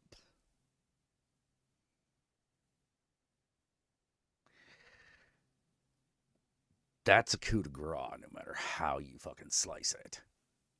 Oh, you want to hear my praxis idea? Yeah. So let's say you live in a state like mine, where it's like, you can openly vote in every primary, no matter what, so long as you're registered to vote. You don't have to be like a Republican or a Democrat. You just ask for the ballot and they give you the one. Mm-hmm. Ask for a Republican ballot and vote for Ron DeSantis. I know. Don't freak out. I want Ron DeSantis to win the nomination so that Trump goes on his own third party and tries to run separate from the Republican Party. I would actually recommend this. We think of it in the old, the story of the swordsman, like, how do I defeat a guy that's so good? Mm-hmm. And he's like, first you defeat his leg, then you defeat his other leg, then you defeat his arm, then you defeat his other arm, and then you take his head. Don't try to defeat him all at once. That's impossible. Poke around for his weakness. We poke around for their weakness and we drive those wedges in as deep as possible, because that's what they did to the rest of us. That's what they did to us. So we can do that. And we don't even have to play electoral footsie. Don't empower any one of them in any way. But keep things focused on destroying them as a party. Take away everything you can from them. We can do that. Now, it's going to be very important, because where a lot of the rubber's going to hit the road, because that is going to be in preparation for voting day 2024. And when that happens, Actually, like, there's probably even some like state elections coming up this year. Yeah. And if there is, And vote in your fucking local elections. vote in your local elections. Look into your school board. Can't stress that enough. Mm-hmm. If you're like, I don't know about fucking DA, blah blah blah, blah blah blah. No, look into the school board, because right now there's a big assault on the school board, and you want to know who's from the, what is it, the Mothers of Freedom, or The Mothers of Liberty, or Mothers of whatever the fuck Liberty. it is. Yeah, you want to be looking out for the Mothers of Liberty. If they're running, vote for the other one. Yeah. If they are running unopposed,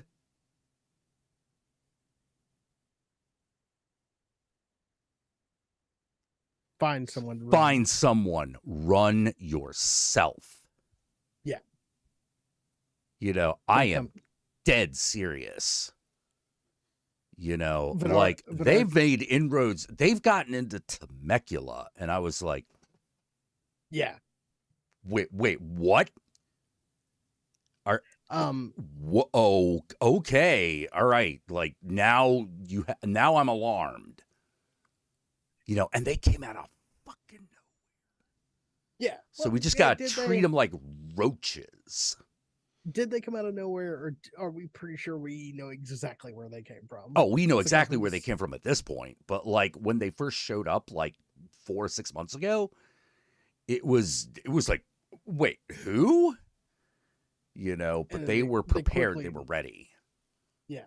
And Venara saying that like the conflict may become Trump DeSantis may between Protestants and Catholics. No, sir. In the GOP, you only have one God. And it's either Trump or it's anyone but Trump. Yeah. So basically, anyone who's too conservative. Oh, and by the way, one of the reasons they're doing the school board thing is so they can get kids young, get literature removed, but also, importantly, it's also one of those areas where people are less concerned with whether whether there's an R or D after the name, so they can hide themselves. I'm definitely going to be trying to figure out how to starve these assholes out. Because I'm like, wait, I know Temecula isn't like the most liberal part of fucking California, but like, what? Hey, man, Glensdale. Bitch, I'm like, you bitches don't even live in the area. Glensdale, like the other day. Yeah. Like I know a lot of Californians like to act like, they're the shining city on the cliff. And to some respects you are, but you are also surrounded by the absolute most bitter ghouls. The state itself is holding pretty well. Yeah. But there are individual victories that we can take away from them. Right. And I feel weird talking about this because, like, I don't have a solid plan. I just know it can be done. I don't know exactly how, but I know it can be done because I've seen it done. I've seen it succeed before, but those situations don't necessarily translate to ours is the issue. So it's like, ooh, we're actually kind of like we actually are kind of having to reinvent the wheel, and we have to do it very quickly. Yeah, but the fun thing is, or at least my optimistic thing about it is I've noticed, like, with the two most recent generations, that the same propaganda that worked on us, to a certain extent, does not work on them. No, it doesn't. Yeah, they understand that bullshit too well. Their lives have depended on it. Right. Like I like people were so worried that like in 2006, we're gonna have the 2016 in a situation again, in which it is a possibility. I'm not gonna say it can't happen, but for me, I'm looking at this like, no, no, no. You have a group of people who understand that if they don't vote, bad things will happen because we literally saw the consequences of that. Yeah. Also, the other thing is, as long as we figure out what we need to keep our eye on and are able to keep each other going to the point of actual like mobilization, uh in the numbers game we win. Yeah. Now, if you're like,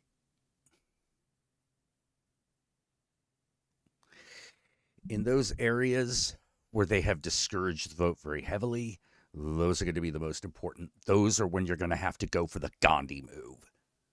Yeah.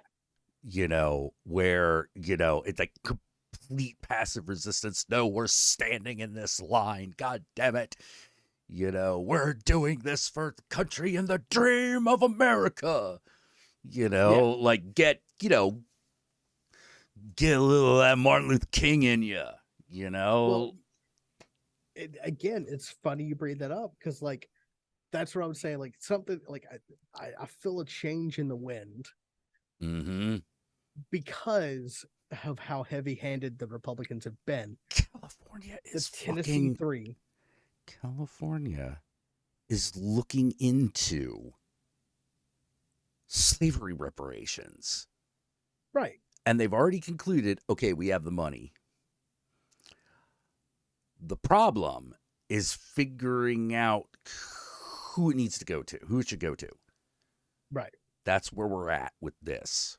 But they were just sort of like, hey, worst case scenario, the money is there.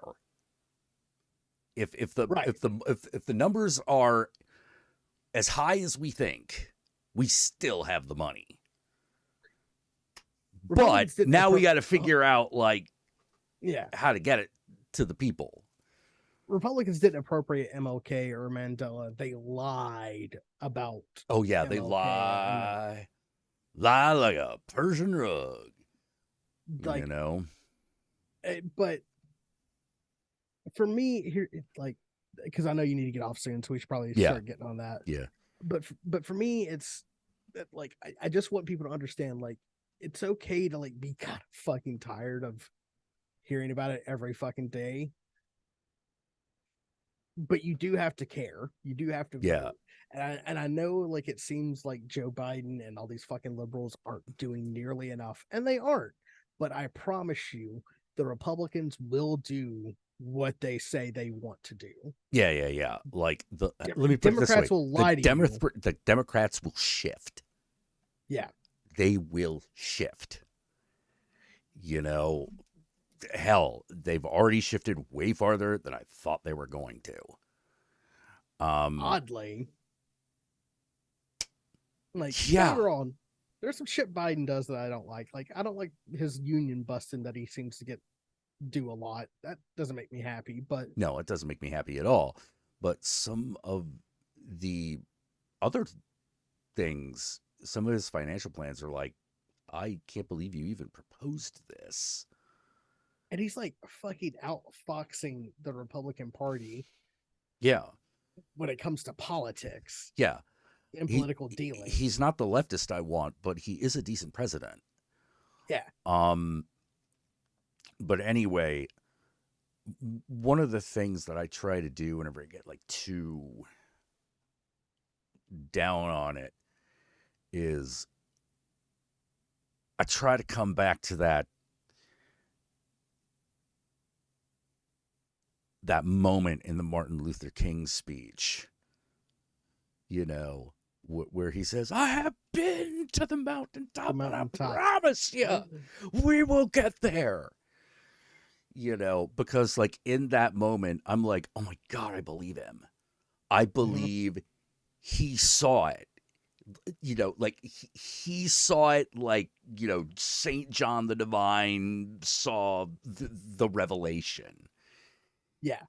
Whether that means he was crazy or what, doesn't matter. He saw it. And if it can be seen, it can be made real. And that's why I'm always like, oh no, it's going to happen. He saw it and more people have seen it. In that man's moment of in one of his greatest moments of need, the moment where he doubted not just his faith in God, but his faith in America. The faith in anything good. He's sitting there. He's like, why am I in this Birmingham jail? Instead of nothing, America answered. Americans answered. And it was like, wait, what? Like, excuse me, what? Wait, white people answered the call to the American Brotherhood for the sake of a black man? That doesn't happen. It doesn't. But it does seem to happen during great times of strife. Great times of strife, and it happens more and more often now. Yeah. Holy shit. Like, dude, I know it's not just about George Floyd, but the Tennessee 3 this year. Yeah, the Tennessee 3. Holy shit. Brother Justin Pearson got me to believe. You know what I mean? Yeah. You're like, I may not believe in God, but I believe in this. I legitimately, I said, this man is doing everything he can to help humanity, and it's not just a moral belief. This is a religious belief to him. He has conviction. There are people that have conviction. Yeah, because when some people talk about God, they're not talking about the old guy in the fucking book. They're talking about something bigger. Yeah. There's something bigger, something tangible, something you can actually touch. Like with some people, it's like, what do they really talk about? We're talking about God. Like the good people. They're talking about the universal, like, human family and what it can accomplish. And that's something, in a weird way, you don't have to have faith in because you've seen it. You've seen it with your own eyes. You've seen it. You don't need faith. You have experience. And that's the fire. That's the fire. That's the motivation. That's the mountaintop. Exactly. That's how you get there. Is you recognize that in the face of such terrible adversity, that they don't occupy as much space as you think they do. Yeah, because certainly none of them are on that mountaintop. So motherfuckers won't climb. Hell, they won't even. They can't even carry guilt. How are they going to carry themselves up the mountain? They like the conviction to go through the mountain. Exactly. It's crazy because it's one of those like, oh, I understand the fervor that a lot of these people are pretending that they've got. But you see the real thing often enough, you're like, oh, they got nothing. They don't believe this. They're just going along with this until they get theirs. Yep. How's a man gonna tell you what heaven looks like if he can't even look up? For real. Yeah. Don't let people that Jesus himself would tell you you're going to hell. Yeah. Because like so many of these people, like according to the fucking, like I'm not even gonna debate whether Jesus was real. According to the stories of motherfucker in the book, he'd have been pissed. He'd been angry. You Mm-hmm. know, like we're talking like fucking dude in the temple throwing money boxes over, like motherfucker. What do you think he was doing that for? It wasn't because they were making a profit in the house of God, or they were exchanging money in the house of God, and money's evil. No, they were they chose that spot, the one place where everybody's equal, to to make a profit for themselves. Yeah, yeah. Do you? They sold God to you. Yeah. I'm like, I do not, do you hate God? I'm like, oh, I don't know about that. If we're talking about like what I consider to be the real thing, I don't know about that, but I do hate that motherfucker on that throne. I don't hate God. I don't hate religion. I hate what it does to people. Me hating God would be like me hating fairies. I don't believe in either one of them. Why the fuck would I waste the time being angry at them? For me, it's the machine. For Yeah, me, it's the machine. There is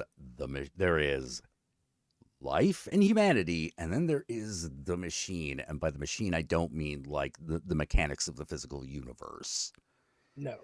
You know, I mean the things that happen because mankind has made it happen. That bullshit. The money of politics, that's the machine. Yeah. You know, the the the invading a country for its resources, that's the machine. The militias, the right wing, that's the machine. They're all dude, these motherfuckers all want to be little Sith lords. They're not even stormtroopers. Yeah. Like people that will make you feel guilty because you're broke and therefore you need to give them money so they can tell you how to make money. Mm-hmm. Those That's the machine. There's no such That's there's no such thing as a Sith Lord. Why? Because you always cut a motherfucker in half or throw him down a fucking well. That's why. Why is this joke? But why is Jedi Masters real? Because they can defeat you and not be there. because they don't have to defeat you. You don't have Exactly. to have the conflict. That's the yeah. That's the essence of the Jedi Master. It ain't using that fucking sword. I mean, don't get me wrong, that helps. I mean, they train with that thing for a reason. It ain't useless. That's not the real power. That lightsaber ain't the real power. The real power is going, oh, I know how to fuck this guy up. And he doesn't have a chance. What what is a Sith Lord compared to my own ego? what is a Sith what is a Sith Lord in front of the will of the Force? The will of the Force itself. I have come. The Force has said, "Hey, yo, do this for me," and I'm like, "Yeah, right on, Force. Let's do You this." you got it. Yeah, you Sith Lord trifling motherfucker. I could have meditate your ass out of existence. But true Zen is realizing both sides are wrong Yeah, both sides are incomplete. because you're not doing the will of the Force. You're doing what you think is the will of the Force, Mm-hmm. and you Because you're are part of it. yeah, and you think that you're rebelling, but you're still using the same energy that this person's You using. think it answers only your call. Yeah. You think it answers only your call. That that's the lie of the Sith. It answers my call. Yeah, and all these other motherfuckers are about to fucking strike you down with great Yeah. vengeance and furious anger. Like what? Did you think what? You thought we weren't going to show up to kick y'all's ass? Didn't I say you showed yourself up on this side of the Force again? You was going to get fucked up.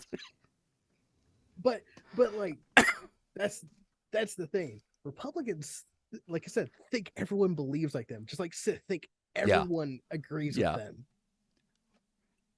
Jedi think that they're above it. The reality is more attuned to everybody collectively agrees they kind of just want to be allowed to live as they choose, Yeah. and these assholes keep getting in the way of that. It's it's really about knowing what to do in the moment. To Yeah, be in the moment so completely that you understand it. yeah, Which is that's hard. what Yoda. That's It really is, hard. which is what Yoda did. Yeah. And that's the reason why Yoda's the That's what greatest yeah, that's Jedi what he's a master, Jedi master. Yeah, exactly. because he understood like the Force is going to do whatever the Force wants to do. I just hope that I'm in tune with it. Yep. You'll know the will of the force when you quiet yourself. You know. Yes, like, Yeah, and that's the. and the movie does that is a through line for those first three movies. You Mhm. know, because a lot of people are like, well, Luke gets arrogant and uses the Force as opposed to the targeting machine. But when you look at the movie, you're like, oh no, wait, that movie actually tells you the targeting machine's busted. Yeah, Like it's not gonna work. It's broken. Oh, so it's not him going, I don't need to do this. It's oh shit, this is I have to use the Force because this is the only thing it's gonna that has a shot. If I rely on the it's. machine, I'm gonna fail because it's broken. I have to trust. I, I can do this by hand. I have to trust my instincts. Yeah, must trust your instincts. Let's go. Bam. Let go of your Because machines. it Use the wasn't that. Force. Yeah. Look, look. It wasn't that he like force pushed the fucking torpedo in any direction. No, it's that he finally went, I'm going to trust myself to make the right decision. Decision. Yeah. I trust myself to pull this off because I mean, what have I got to lose? Um, If I don't pull this off, we're all dead anyways. yeah, yeah, we're all Like, fucked anyway. But thing that everyone has done has put me in this position to make this fucking shot. I can't do the thing that will definitely fail. yeah. Yeah. And that's why you have to vote. And that's what, yeah, yes, Like, yeah. That's a shot. Boom. Like you gotta take it. You have to take the shot. It's like, oh, but it won't necessarily do anything. No, but you have to take the shot. You will miss 100% of the targets you don't fire at. and I'll tell you this much: those assholes over there, Oh, they they're gonna know make the that. shot. Yeah. Yeah. Oh, thank you, Red Moon Blade. Somewhere a beer awaits.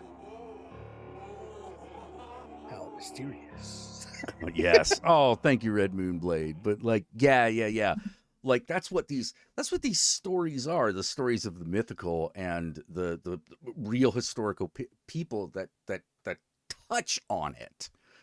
You know, we don't like George Washington because he was a slaver.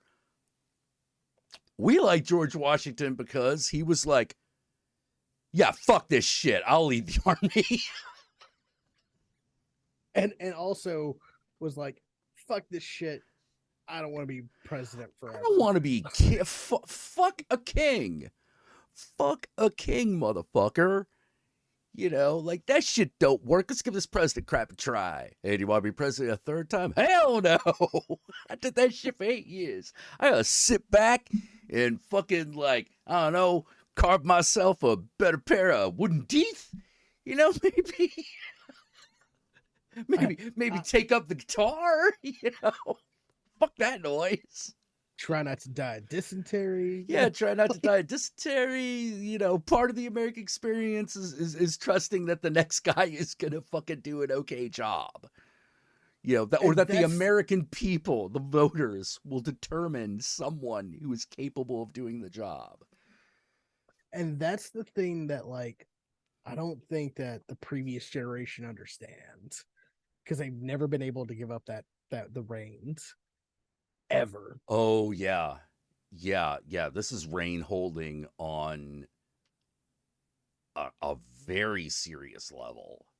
Yeah, like Um they're so afraid that we're gonna fuck it up, and it's just like we have to convince them, like by voting, by giving a shit, that no, we know what we're doing. You're in our way, actually. yeah. Like, Yeah. But it is a bit of a like, look,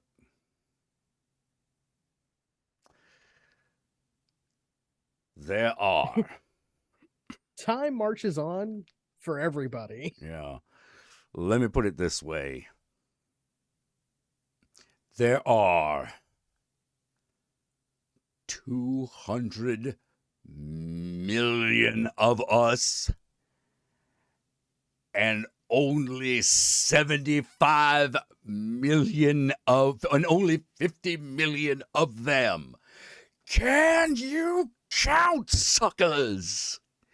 We can win this, but only if you can count. Larger than any gain in the city. Yeah. Come on. Let's do this shit. And then that brother got shot. Oh yeah, that brother got shot, but hey, he was right. He was Okay. still right. We should go. Okay, I was about to say personal theory though. I think that the rogues, Mm-hmm. the one Luther's gain, I think that they were actually working for the police. Oh yeah. Oh totally. It's the Oh only thing that totally. makes sense. Well, yeah, of course. Look, who's the motherfucker behind it when you fucking crucify Black Jesus? The man. It's the man. You know? We don't have time to go like into further in that theory, but there are a lot of scenes and moments in there that like make Oh, it it's so abundantly good. clear this is cop shit. But anyways, Anyway, thanks for having yeah. me on, bud. Oh, thanks for coming on, man. It was great Had seeing fun. you. Same. Yeah, spooky. It's right, because it's all our turf. Yeah. They're the invader. Fuck this. All And right. So until make sure next if you're time. here, make sure if you're still here, give the stream a thumbs up, recommend it to other people. So, Yeah. you know. And hey, I'm Count Jackula. Remember, Satan and I love y'all very much. And I'm just John, and remember to wash your ass. Mm-hmm. Hey, shit don't change till you get up and wash your ass. It's true. So until You want to next hear that? time, I will see you guys. It was great seeing you. You want to hear that from Jordan B. Peterson? I tell you what. I know. Mm-hmm.